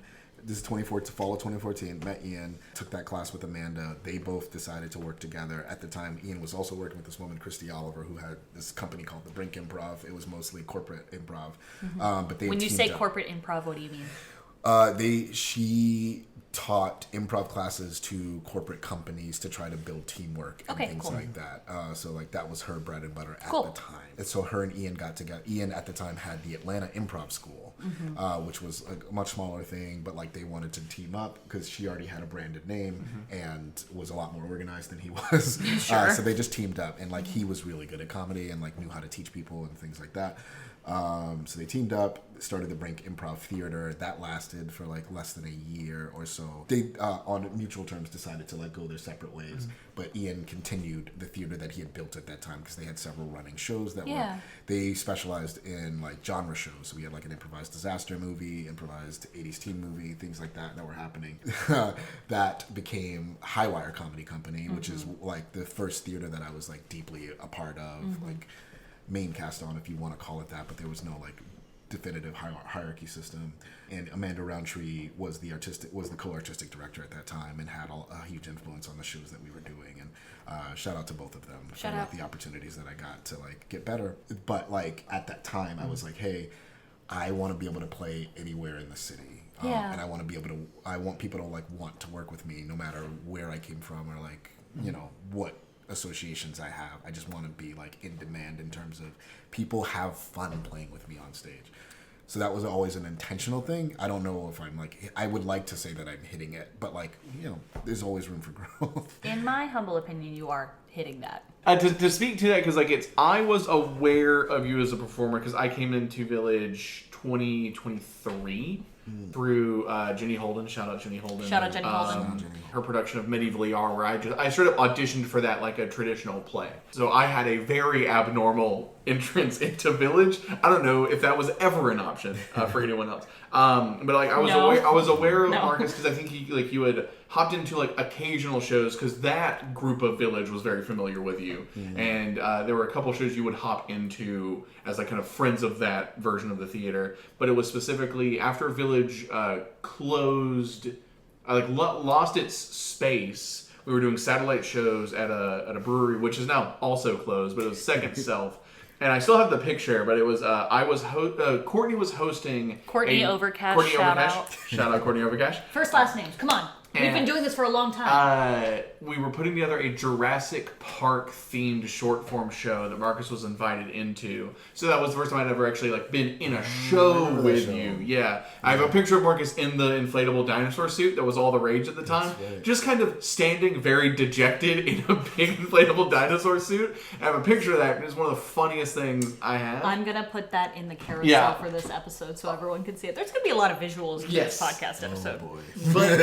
But for me, like that kind of like anyone can work with you. It's I always need like that kind of first introduction to somebody. I don't like to cold email people I've never met at all, even if I am a fan of their work, because it doesn't feel correct to me. So then I was like, all right, I've done a show with Marcus, and then I think I reached out for. I'll have to look to see the actual show, but like either an elevator pitch or something along those lines. I think it was elevator. I think it was an elevator pitch. Such a kind of fun show, by the way. Such a fun show. Love the casts I get to some for that. But then that was like the first time I'd reached out and then produced a show with Marcus in it. And then that's led to multiple since then, including Phoenix, which is now all three of us, and then 6 other. Yeah, honestly, Phoenix is such a fun show, and there are so many people that have been on this podcast that are also in that show. Like Davey, that's it so far. Maybe Bleep, who we're recording with next Yes, week. exactly. Oh wait, no, she's not. She's just in the No, sphere. she's just hanging out. It's Yeah, fine. but it was like that was even like Not No. Summer, but I do want Summer to be on this That would be podcast. great. But yeah, and like, cause like that was even. I was Fiona producing- is also going to be Fiona. on this podcast at some point. Yeah. Shout out Fiona Campbell. That whole group would also just be good fits. So that was me putting together a hodgepodge show because Aaron had given me the reins to put one together. And I was like, oh yeah, who are 8 performers I really want to work with in the city? That show ended up not happening. I'm like, I can't waste this cast. Was it because of a hurricane? It was a hurricane. It was Hurricane Helene last year. It's part of the myth of Phoenix. It's part of why it's called that. I'm like, literally, a weather storm shut Atlanta down to deny this show happening. But it was just so many power players that It's that such a show good show. couldn't not happen. It's a lot of people who otherwise don't often share the stage together. Yes. It's a thing that I very much value in my skill set. Is like I love putting those groups together, and I'm like, I gotta see this group on stage. I can't not have that show up because I wanted to see it. Yes. Way before I wanted to be in it. Yeah. Yeah. Dad's- To that, Dad's I kind of Garage. like, yeah, No, we're- people pulling Oh, yeah. Marcus. Yeah. People love pulling Marcus in opposite directions. I'm so like wanting to do as many shows as possible with as a variety of people as possible. Like that started way back then. All the high wire stuff led to more opportunities to do stuff with people. Like that's early days of the Brink / High Wire. Like Mark Kendall was on. Like there was no main cast because it was a brand new theater. So like I got to see Mark Kendall, Sarah Gar, Chris Nick, Ian Covell. Wow, those are some heavy hitters. Jeez. Like all do shows regularly on like Sunday nights because like they didn't. Oh, Cassidy Russell, Shout out Ryan Cassidy Russell. Stadler. Wow. Though that was the main cast. There's like pseudo main cast, and then like people like Bill Worley and forgot Andy Bill Worley. Cohen. Yeah. Like Automatic Improv would come in because like they Yeah. weren't. At the time, they didn't have a space at Dad's Garage, even though they were Dad's Garage performers. So they would come and perform there. Like even Ed, Tom, and Ruben came for a couple of times. So like these were like my formative teams that I got to watch in Atlanta. Wow. No wonder you're so good. Those are some great people. It's they're phenomenal. Like Yeah, they're people, like and I now get to work with Ruben and Ed and Tom. yeah. Literally Ed, Tom, and Ruben. All the time. And all the time. Well, also in IXC because this is the first time all three of them been on the show together. yeah. In that show IXC is Invasion Christmas Carol that we were talking about earlier. Yes. Shout out Dad's Garage. Shout out Dad's Garage. So that gave me a lot of opportunities to like connect with Renee Delafont too. Who like Renee. rode the ship down into the depths of the sea for High Wire. But I learned so much from him. Yeah. Shout out to Renee. Like it was challenging of him as when he eventually became artistic director. I won't go into all the drama and stuff like That's that. okay. But like when he did eventually become an artistic director, I was very excited to work with him. It became like a bit of a tense relationship between him and the performers that were originally there because of a lot of other drama and stuff like that. However, I think he actually was the key for me to unlock like, oh, I'm good at this. Yeah. He actually like gave me that key, and it was very simple. Like, it wasn't a thing I hadn't heard before, but he drilled it into us. This idea of like just playing as natural as possible. Yeah. And that kind of connected all of the other things I had learned from all the workshops and classes and things like that over the years. It made it a lot more. It made me a lot more accessible on stage. I believe as a performer, it just gave me the point of like, oh, I need to always, to some degree, speak for the audience, and then you can do whatever you want. But as long as you're continuously acknowledging the point of view of the audience, like you can get away with almost anything. No, yeah. No, So that's, like it yeah. made me. I think it made me fun, like definitively funny. If I would call if I could be so bold to call myself funny. Yeah, be bold. Go off. I'm funny. Yeah, you are. But Brink to High Wire. High Wire changed how they wanted to do things. So like a lot of the main cast performers, myself, Madison Hatfield, Jonathan Shout out Pulaski, Madison Hatfield, shout out Jonathan my dear Pulaski. friend, Freddie Boyd, Freddie Boyd. Brett Brammer, a lot of like heavy hitting performers. All were refugees at that point. Yes. It kind of was a staircase of like people leaving because they just weren't being cast in shows and things like that, which was wild to me at the time. But like, hey, you got to make choices. And and shout out to Renee for making the choices that he made. Like I respect it more the older I get. Yeah. But like we all found refuge at Village Theater. Village was very happy to pull in like very experienced performers, and we made fun. We made big fun of it. Sarah Breezy, shout out to Sarah Breezy. Shout out Sarah Breezy. Courtney Overcash as well. Made a place at Village Theater in varying different teams and things like that, and got to perform at Village. And then like shout out to Ryan Archibald. I know very tense, depending on where you're coming from. He's a very good friend to me. Yep. And made a lot of opportunity for me and a lot of, based on his job as being artistic director there, gave a lot of opportunity to people in the city. Mm-hmm. I think on that point, he fucking killed it. He made that space lucrative for the first time. Fair, yeah. Brought it to the green, and then unfortunately, because of the people he was working with, it caused a lot of tension because he was piled on by a lot of things he wasn't supposed to have to do. Sure. And that made it a very toxic experience for some people, and I am sorry for that. But outside of that, he fucking did his job as artistic director and made a lot of space for people. And he also was one of the people that I met in Chicago, so like I had that connection there, and I finally felt at home again. Yeah. Which led to more people from Dad's also being able to come and perform there. Like he just made a lot of space and really helped connect the city. I think Highwire did a big job of that, like shaking things up. And then Village had a heavy hand in like bringing the improv city together. Yeah. And then that time period ended. Also, and, a pandemic happened. well, that was small. That was like a just a like blip. a bump in Kind the of a footnote, really. Kind of a footnote of things that were happening. Yeah. But like shout out to Jason Blue, who I saw at a holiday party last night. Which it won't matter for the case of this this show that might come out in the summer. This Sure, podcast. I don't know. Who knows?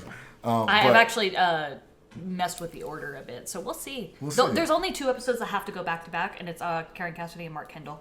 Okay. Because There's they a talk about narrative each arc other. There's a between narrative. Yeah, it's a whole Shout out thing. to both of them. Yeah, they're I so love good. them so much. Heavily influential people to Yeah. me. The winter 2019, I had a conversation with him in the lobby of Village Theater, and I was like, I'm doing too much of this, and I'm not happy. Yeah. Like I'm like enjoying time on stage, but it's not fulfilling me in any it's not helping my future. It's building Yep. my skill set, but I'm not building anything that I can look back on. Yeah. Because it's only for the people that were in that room, and that's like the kind of beautiful ephemeral thing about improv, but also career-wise, which is like the point of the question you asked, is like it doesn't serve me as much. I can't point to, that show that I killed on a 11 o'clock Yeah. Yeah. night slot. I Where need there to were be 4 building. people in the audience. Yeah, no, I get it. We made magic, no money. No money. Absolutely no money. So I was like, you know what, I got to switch things up. And then the pandemic happened. Yeah. Everything shut down. Forced to deal with my mental health and like a whole lot of other things like everybody else. Yep. I had the privilege of being able to work from home. So I got to like have my meltdown in private. Fair. But that made me like reassess what I wanted to do. And I kind of... Yeah. I pulled away from, in quotation marks, I pulled away from improv. I was still teaching Zoom classes. Yeah. and I was still doing a Zoom lot of shows. improv stuff, but... But I sized it down dramatically. Yes. And it gave me a lot of time to like figure out who I am as a person. Like, reflect a little bit. A lot. Yeah. Painfully. See, I told you this was going to be not as painful as you thought it would be. I don't have a problem talking about myself. No, I know. Well, everyone knows, you know. Everybody knows. But like, yeah, how much do I share is always the question. Yeah. You know, thank you for You're still looking at that mic. Ugh. daunting. I know.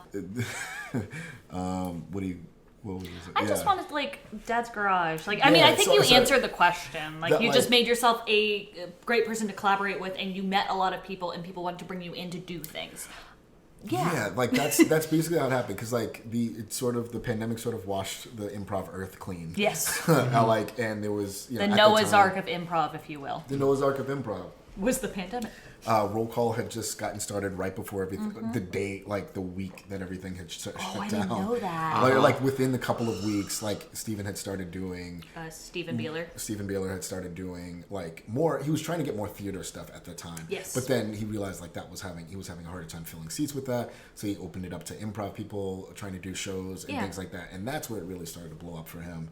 That's Air where quotes. like he had more audiences Yes. coming into his space was through improv, and then he continued to do things during Yeah. quarantine, which was like a dangerous but also wise. It ended up being a wise choice. Like he got people like Brett Schultz and Six Kids Improv, which led by, or not led by, but like heavily produced by Sure. Madeline Evans, Yep. of Madeline Evans fame, Yep. and many other people Oh, yeah. doing shows there regularly. Hannah Sleeson, Yep. doing Mom and Dad Improv with Anna Bernot. Shout out. Shout out. Shout out. Who I'm doing a show with tonight. I'm excited yay. about. Yeah, that was like Brett and Hannah had a heavy hand in bringing me back into doing improv because I was like pretty much done. Yeah. Like not ever doing it again, but like You can get burnt out. Yeah, the hamster wheel of it. the hamster wheel of like trying to stay in relevancy. Yeah. For the listener, Marcus just did a hamster wheel motion with his hands, and then Drew guessed what Marcus was saying. It was actually a very cool moment. Very collaborative moment. Yep. Yes. Group mind. Shout out. Bye, Mel. Shout out Matt Mel. So Brett was producing a lot. Steven had handed the improv portion of Roll Call over to Brett. Yeah. Brett had gotten a chance to do. We had gotten a chance to do a show with each other due to Hannah doing Hey Buddy. Oh, yeah, I forgot about Which Hey is also Buddy. where I met Aaron Tuning. Shout out to Aaron Tuning, one of the best bosses I've ever had. Shout out. And St. Andre Golf. Shout Yeah. out Vine. Shout out Vine. Shout out Vine. They were doing like shows there. I got to be brought into those shows, and it really invigorated me. Like Yeah. being able to do shows with them, like was so much fun. Yeah. And I was like, you know what? Maybe I could do this again. I just need to figure out a different capacity. So I was just having fun dropping into random shows. Yeah. And as a result, doing more and more of those shows. Madeline's show, Road Trip, got bigger and bigger. And John Carr. Shout out to John Carr. Shout out John Carr. He, I think, through doing all those random shows and me doing more shows with Freddie. Boyd, shout out Freddie Boyd. Always shout out Freddie Boyd. Always shout out Freddie Boyd. He got a chance to see me more, and then as a result, he was like, "Oh, you know what? I'm like doing this newer version of the show that used to exist called Dark Side Improv. I'm rebranding it to Blackground Improv. Shout out Blackground Would you Improv. like to like jump in and do this show?" And like we did a couple of shows. It was a lot of fun doing it. Like eventually we got a regular slot at Dad's, and then more Dad's performers got a chance to see me. And then I believe that's like how it became an opportunity for them to vote me into the ensemble as Yeah. of February 2024. Congratulations. 2025. Yeah, I was about to say, 2025. it hasn't been that long. Right? Yeah. It feels like a year ago. Feels and like yet, a year ago. Yeah. And yet. And yet. Congratulations, by the way. Thank you. Yeah. I appreciate think it. I texted you around that time, and then you texted me back 2 months later. The business weeks. No, we don't have to talk about because we're both bad at texting. You just shot me the dirtiest look. That was so funny. No, we're both bad at texting. We can agree to that. Handshake, cool. Handshake. So that's kind of like your history right now with improv. Yeah. I mean, you do so many things. So many things. I'm trying to do less. 2026 is about doing less. Okay. I'm like, well, we can yeah. check back in a year and see if you have been doing less. There is. We've been talking for so long. Behind the curtain, Edie, when the show was like in its inception point. Oh, do not. Edie was like, I'm thinking this show's gonna be like a 30-minute show. And here's my thing, right? Like this is at its core, this is Edie's project. I'm here to kind of elevate and like kind Produce. of help you achieve your vision Yeah. with it. And even in the moment, I'm like, nobody on earth will want the show to only be 30 minutes. It's, It's a I'm not going to tell you how long we've been recording, but it's a minute. I think it's a misidentity of the target audience for this kind of show. All right. So I want to get to the portion of the show where this is the whole point of like, hi, why are you, Marcus? I have what? Why are you laughing at me? well, it's funny. It's funny. It's funny. How I wanted it to be so short, but How no. you wanted this to be short, and it was Well, never because I wanted going it to be Yeah. digestible for people. Like a 30-minute podcast seems good to me, but it's not good for anyone else. I think if you wanted to work really hard, You you could cut this into 30 I minutes. could, but it would only be you talking about Freddie Boyd for 30 minutes. That's a good podcast. I don't That know is what a you're good talking podcast. about. Shout out Freddie. Shout out Freddie So A supercut of all the shout outs, that's 30 minutes. I love shouting out the homies, and I love shouting out people that I love and people that I admire. Marcus is stretching again. That means we got to get on with the show. He's got cartwheels to do. I like talking. know. I'm worried about you in this editing. No, it'll be fine. I'm so good at editing now. So I have asked you to bring an object that helps explain why you are the way you are. Do you have this object? Yes.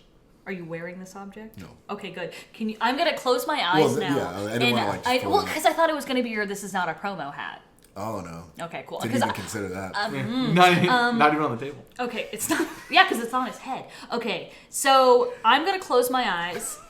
Marcus did the ba-dum-tsh hand movement. Okay, I'm gonna close my eyes. And do you mind going to go get this object? Sure. Is it? Are both of you closing your eyes? No, Drew. No, Drew doesn't close yeah, their I can eyes. see. All right. Well, let me know when you close them. Okay. They're fucking closed. Well, it's for the audience. Okay, yeah. so you are going to place this object in my hands.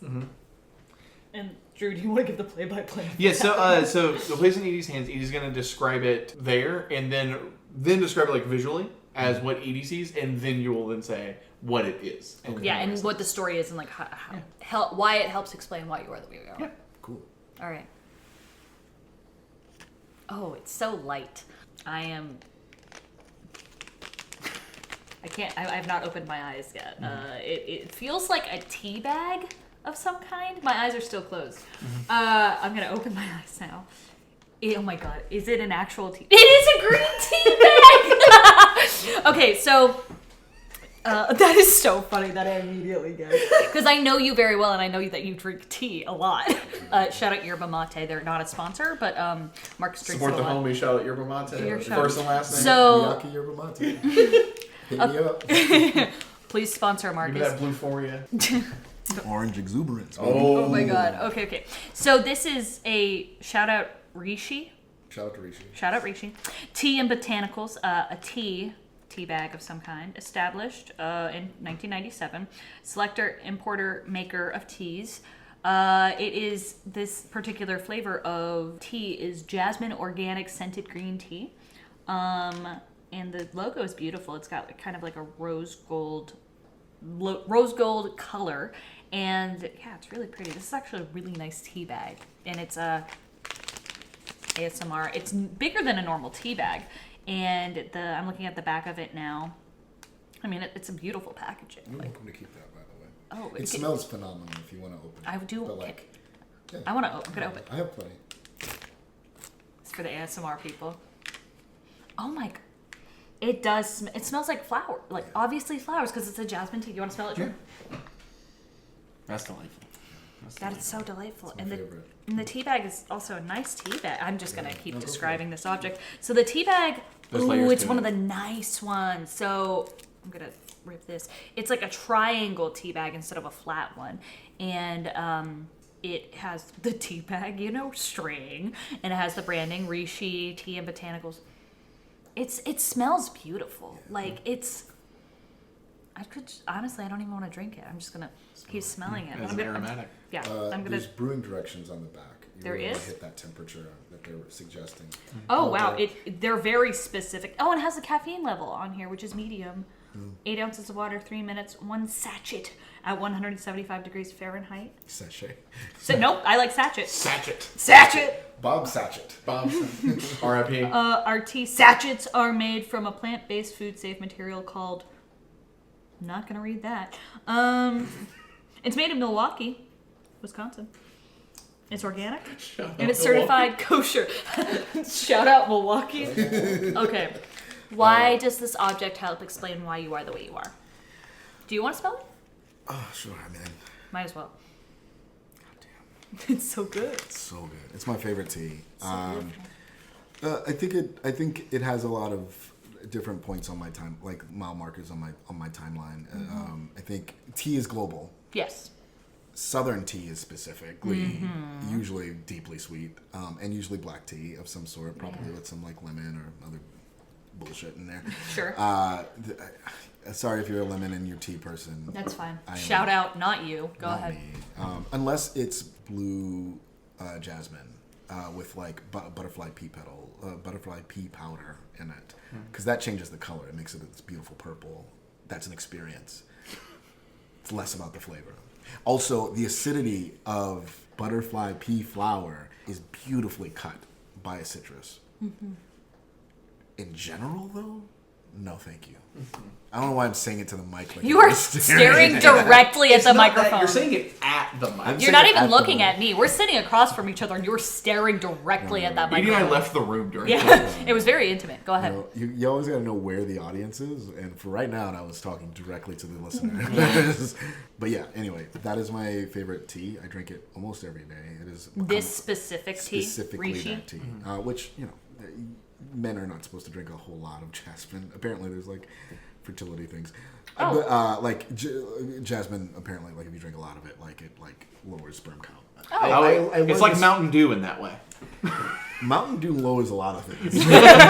A productivity, a happiness. Jasmine's like a specific sliver. It's one of the ingredients in Mountain Dew. Yeah, but like it has become a bit of a ritual, like a centering part of my ritual of like making a cup of that in the morning. Often like for us neurodivergent types, Yes. the world often stretches far and wide, and we are just overly, or just sensory overload all the time. Yeah. That pulls my focus back in. The caffeine on an empty stomach will Hurt. fuck you. I've drank too concentrated of this on an empty stomach. I don't recommend it. Okay. Which is why when you brew that eventually, I I would will. recommend a lighter brew. Like if you What do can. you mean? So I often go for a almost not even as almost lighter than this. Marcus is color. pointing at the light wood color of the chairs we are sitting in right now. Like a birch, if you know a light birch, I would go lighter than that. Okay. In terms of color, if you're looking for that. And I Okay. would go temperature wise, I would dip it in and out so that the leaves don't burn. Okay. If you want to get the most jasmine, if you want it to taste like how it smells, do that. If you Gotcha. like a darker tea, then you could go longer than that, and you could go for this or almost a honey Okay. color, but it's gonna be strong. Okay. Just Duly take that noted. FYI. But it relates to me in the sense of tea had always been a thing that connected me with my grandmothers. I love my mother to death. No, she can attest. We've had our ups and downs. Sure. But my grandmothers, I've had very unique experiences with them. R.I.P. to both of them. On my dad's side, it was more of a tenuous relationship because of family drama Sure. and stuff like that. So I didn't feel as connected with her, even though I got to live with her at the end of her life for a little bit. And on my mom's side, she was kind of the sort of, I think everybody has a definition of what love from a human feels like, early life definition of that. Yeah. Not to bring your shit. I know yours is your mom, I would imagine. What do you mean? Um, What do you mean? You want to talk about dead relatives right now? We don't have to. No, we don't have to go into deep. But I know we've spoken talked a before. lot, I yeah. know how much your mom means to you. Yeah. My grandmother meant that Yeah, to me. I love my totally. mom, but also my grandmother was a different type of love. My Yeah. mother was trying to raise this innocent black boy into a world that doesn't necessarily want him, or at least doesn't want him for him. They want him for what they can get out of him, and trying to raise a kind human being. So she was harder on me than my grandmother needed to be. My grandmother was the cushion. She was the comfort. She was the comforter. Literally, she quilted comfort. I still have the last quilt that she made me. She would make a lot of quilts, but she would often be just that loving arms to go to, and she'd often give me the softer advice. My mom would be more military-esque with Yeah. me, and then I'd run to my grandmother, and she'd explain it. Yeah, be softer about it. Yeah, and so tea was a relationship that we had together. I would spend a lot of summers with her before I started working With Mr. Moses. with Mr. Moses. Before I started getting that guala. Spend the summers with my grandmother, and just in general, she would often take care of us. If my parents couldn't because they worked all the time. Yeah. So she would make tea. She'd often put milk in it. I thought that was disgusting. But I think it represents her. Milk often softens black tea. It makes does, it yeah. smoother, and that was her as a person. So there is a comforting thread of tea all throughout my life. My grandmother that I had a harder relationship with on my dad's side, Yeah. even I would make her tea because she got sick enough that she needed to live with us, and that would be a ritual that I would make her tea in the morning, and she would often do a black or green tea with milk in it. So I remember that being a way that I was able to try to show her some love or break down those walls a little bit, because she had her walls up with me a lot. So that was one of our few connection points. Was making tea. I would have some tea. She would have some tea with milk, and she'd angrily stare at me.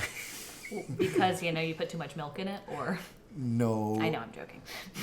That's okay. No. I think it was things long before. The I milk was the born. most contentious part of that relationship I- at that moment. At that moment. Yes, Yes. but no, I can I ask you a question about your two beverages that you brought in earlier? Sure. Was one of them tea? Yes. No. Different tea. Different tea. though. Not- Had the label sticking out of the thermos. Oh, did it? I didn't even notice that. What kind of tea was it? This is my second favorite tea. It's an Earl Grey, different brand. Mighty Leaf whole leaf tea. Shout out to Mighty Leaf. They Shout make out. an elegant. I generally Little don't braided like. string too It's for the beautiful, label. yeah. It's quite With lush. a deep purple tag with instructions on the back, organic Earl Grey, steep for 4 minutes. It's too strong.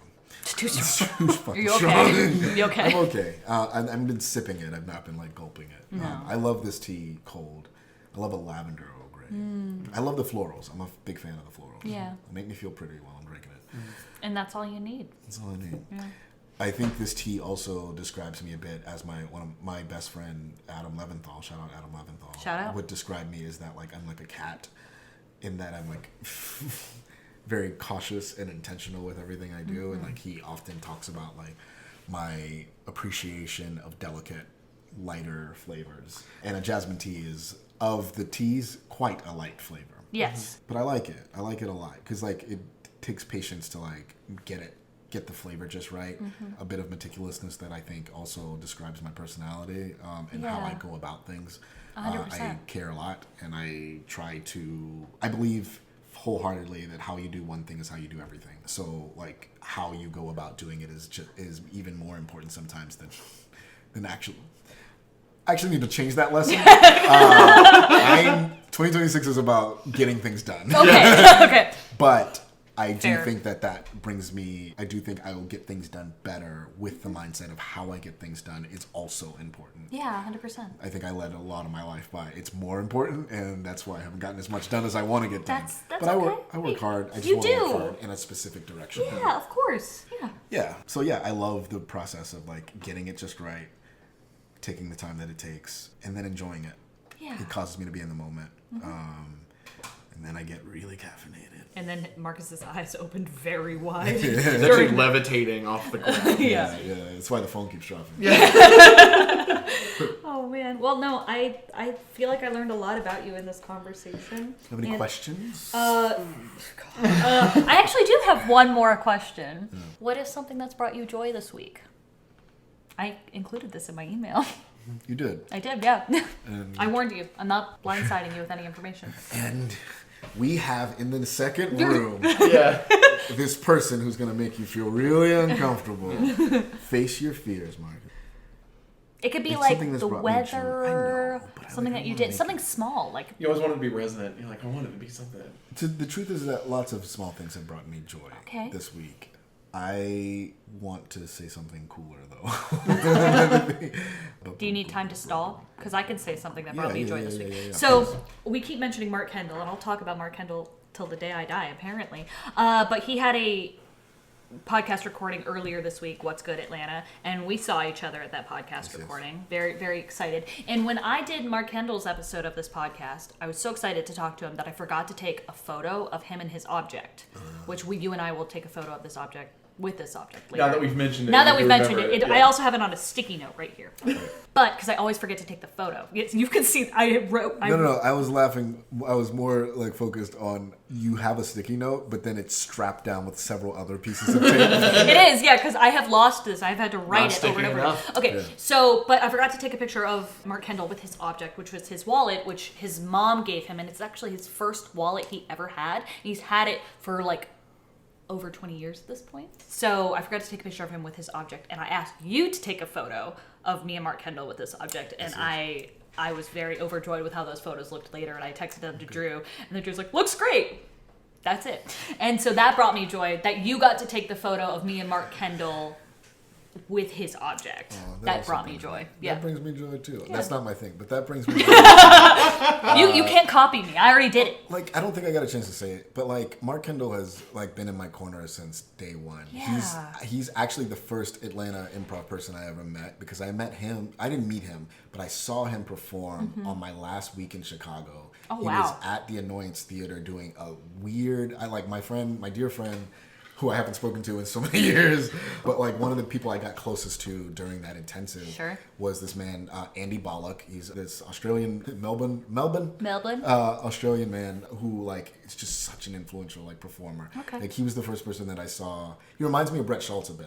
Oh, okay. They're both extremely like big characters on stage in the best way possible. course, Like so yeah. grounded, but also so massive. Yeah. It takes up so much space. Really fills the room and makes you feel like, oh, I'm watching a theater show. Like Yeah. it's great. But shout out to Andy Bollock. He found out about this like 5 p.m.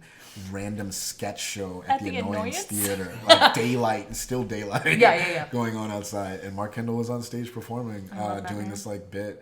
about like him like pulling bugs. He was like, I guess an orangutan, like a monkey or some sort, a gorilla or something. Great. Pulling bugs off of another gorilla and like reacting to that.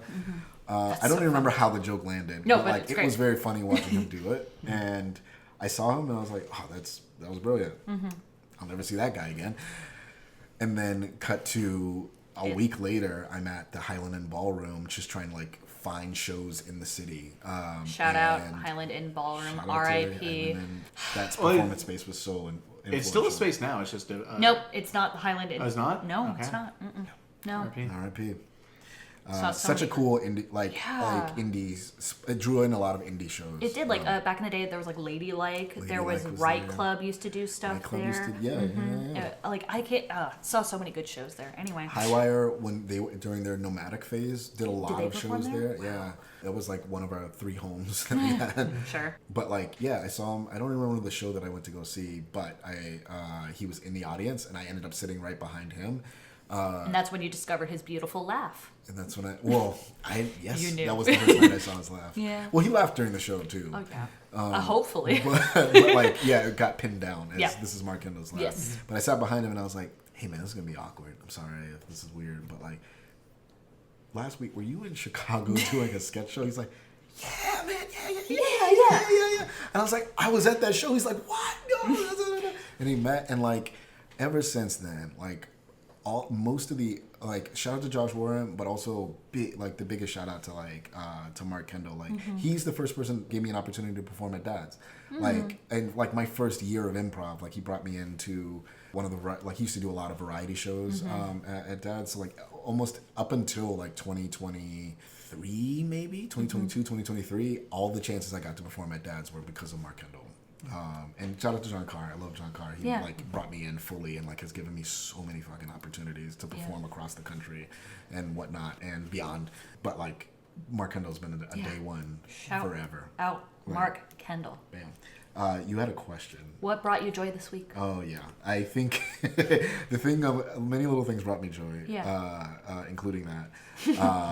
But I think the thing I want to shout out is like we did the IXC show last night. Yes. Oh, I saw a little bit of it on Instagram. A couple videos people posted. Oh, word? Yeah. Oh, I haven't seen. I don't know. Go ahead. Well, well, to answer this question later, I want to hear about these. Sure. videos, Yeah. So I can go find them. Yeah. But Blackbeard came in, who was played by Ruben Medina, who Yep. also directed the show. So but Taika Waititi's version from Our Flag Means Death, his version of We Blackbeard. never said that. Well, it was very specific. So if you've seen He said it to the audience, he just not to did. you. But also, Okay, if good. you've seen the show, you can absolutely pick out that is his character because Taika Waititi is a very specific version of Blackbeard. Yes. Yeah. That's still on my list. Now I have It's to so watch good, Marcus. Yeah. You will also appreciate every single title card from that show is a practical thing they did for yeah. Oh, love I love that show so much. It was actually, I did a pilot a while ago where I made a practical title card for it, and it was inspired by Our Flag Means Death because it's so beautiful. And anyway, shout out. Yeah. Thank you. Yeah. Thank you for that. Yeah, but like during that show, it was also Pride Night. Yes. We wanted to honor the Pride community. Yes. So like over the course of the show, we Ruben and I were like, hell, maybe young Scrooge or maybe Scrooge and Blackbeard have this like, romantic relationship that fizzled out at some point. Sure. So we did that throughout the show. Great. We started the first scene with young Scrooge doing the Titanic. Him holding me at the top of the stage. Amazing. And that was a lot of fun. And then my sister Fan comes in and I'm like, Fan, how are you doing? And it's like he's, it's the 1800s, so this relationship is frowned down upon. Yeah. Unfortunately, that's still partially true for Yep. now, 2025. But that was like a through line throughout the show. And there's a scene that's built into the show where it's an invader scene where the invader gets to pick who he wants to be in the scene with. He picked me. It was course. after me and Belle, my fiance, broke up. who he was there for the proposal, and that was a big fight between us. Of course, yeah. Wait, I thought we were. Yeah. Yeah. And I was like, well, I gotta. I'm getting straight married. I'm getting straight married. Was a line I said Yes. during the That's my button for this. That was my button for the Great. proposal scene. And then we have the breakup scene or whatever. So I come out and I'm like, I just broken up with Belle. Yeah. Or Belle had just broken up with me. Yeah. And then I met up with Blackbeard. And he's like, what do you want now? What do you want? And I'm like, I was wrong. I'm sorry, basically. And I wanted to get back together. Yeah. And I was like, I don't know if it was bad luck, but I actually picked out this ring with you in mind. Or whatever, or something like that. Oh, that's really good. And, it was this back and forth of we shouldn't do this. I think you need some space. You just broke up with Belle or whatever. And he's like, maybe down the line, but not now. And he leaves. And he's like, I love you, Ebby. Because he was calling me, throughout the show, he was calling me Ebby as Ebony, Ebenezer Scrooge, Ebenezer yeah. Scrooge. I love you, Ebby. And then he walks out the door, and I'm like, Blackie! That's really good. It was the first time I had given him a nickname. Oh, and it's after he leaves. And it was after he leaves. Well, it was the first time that the audience had heard my nickname for him, which was Blackie. Yeah. And all of the black people in the audience died laughing. Yes, of course. And all of the white people's butt cheeks Clenched. clenched. Yep. in a very big laugh. We're not allowed to laugh right now. And it was one of the talks of the show. I'm the show. And I was so nervous because Leslie gave me this look after the show. Leslie Johnson, shout out to Leslie Johnson, gave me this look after the show, and I was like, oh shit, did I cross a line with you? I don't care about anybody else. With You are the person I care about. You're Yeah. the person I care about. And she was like, nah, you good. But I was feeling very self-conscious about it. And I was very happy that throughout the night, every most of the black people that were, I had an opportunity to see, all walked up to me and was like, that joke was so fucking funny. And I was like, thank you. 'Cause I did that for me. Yes. I was prepared to get the email of hey, Marcus, we at Dad's Garage love the artistic expression. However, in this case, we ask that you maybe consider the other people that you're affecting with your comedy. I was prepared to get a talk. Have you gotten that email? Never. Okay, good. Never. But I was like, maybe tonight's the night. But I said it boldly. With your whole chest. So much fun. I'm proud of you. That's so fun. I had a couple of lines like that. I was like, I'm fucking pushing it. Okay, so great. I love that moment of joy for you from last night. If someone were to wanted to follow you on your journey or keep up with you, how would they do that? Instagram, you think? Try to be my friend. Well, also that, but let's just say you have a fan in the UK or something, and they can't be your friend. Fly me out to UK. Okay, well, Mr. Not a Promotion. How do you want to? this is not a promo. So I'm wearing a hat that is one of the first hats I put out for sale for a period of time before it got banned from the company that I was printing it with because it was too close to the North Face logo. And air quotes again. Too close. Air to quotes the again, because like there's so much like parody out Yeah. there, but they didn't feel comfortable printing it. And what does it say?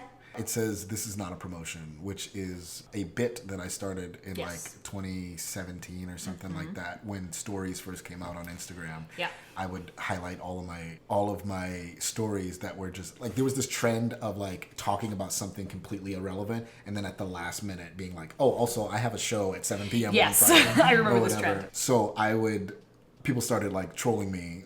Specifically Chris Nick and a few other people would start trolling me on like, is this a promo? Is this not a promo? Yeah. And so I started tagging each of my stories as this is a promo, this is not a promo. Yes. And then Christian Greymore was like, no promo. And I was like, you know what? Yeah. I'm just going to tag everything as no promo. Yeah. And Make it less confusing. Yes. And then like the pandemic hit and I was like, you know what? I want to focus on other things. I want to focus on some of my other traditional art skills. Yeah. I got back into painting, sculpting, et cetera, et cetera. And I Yes. was like, oh, you know what? Maybe I get into the content game, which, I've stopped and goed at that That's so okay. many times. And I'm like, That's one of about those to- art forms that you can do that with. Right. But I actually want to build an audience. So Yeah, I'm yeah. going to recommit to that in 2026, yep. and reinvigorate my Instagram. So you can follow me at not a promo, Not a at promo. non a promo, or at M Gallashaw, which We will tag you in all of these things, yeah. but if you want to keep up with Marcus, those are two good ways to do that. two good ways to do that. I was able to get a hoodie in under before they closed it, so I have a black. Oh yeah, Drew Yeah, was one of the final sales before they canceled that This is- design. Yep. I'm a ground level kind of guy. I'm like, this is not going to be here for a while. I'm getting that. They just fist bumped. This is gonna fail. No. I know you're Drew had the premonition that North Face was going to come for you, so, you know. I'm so popular. Yeah. Well, do you have any parting remarks, Marcus? Parting remarks. No. This is not a promo? This has been a joy. This has been a joy. Thank you guys for having me. Of course, yeah. And I know we ran long. I am curious about this U-Haul. Did you steal that? Well, okay, there is We have to wrap up the we have to podcast. go. But there is a there's a U-Haul utility dolly in the corner of Drew's apartment. It's $7 a day. And then, how many days have you had it? Do not put me on the record for this. Okay, bye! Thank you for listening to another episode of Hi, Why Are You? This podcast is hosted by Edie Tingle and sometimes co-host Drew Turner. This podcast is produced by Drew Turner and Edie Tingle. Our logo is by Pete Ivanecki. Promotional photography by Ari Skin. And as always, our greatest source of information is our guest for the week. Remember, work hard and be sweet, and thanks for listening.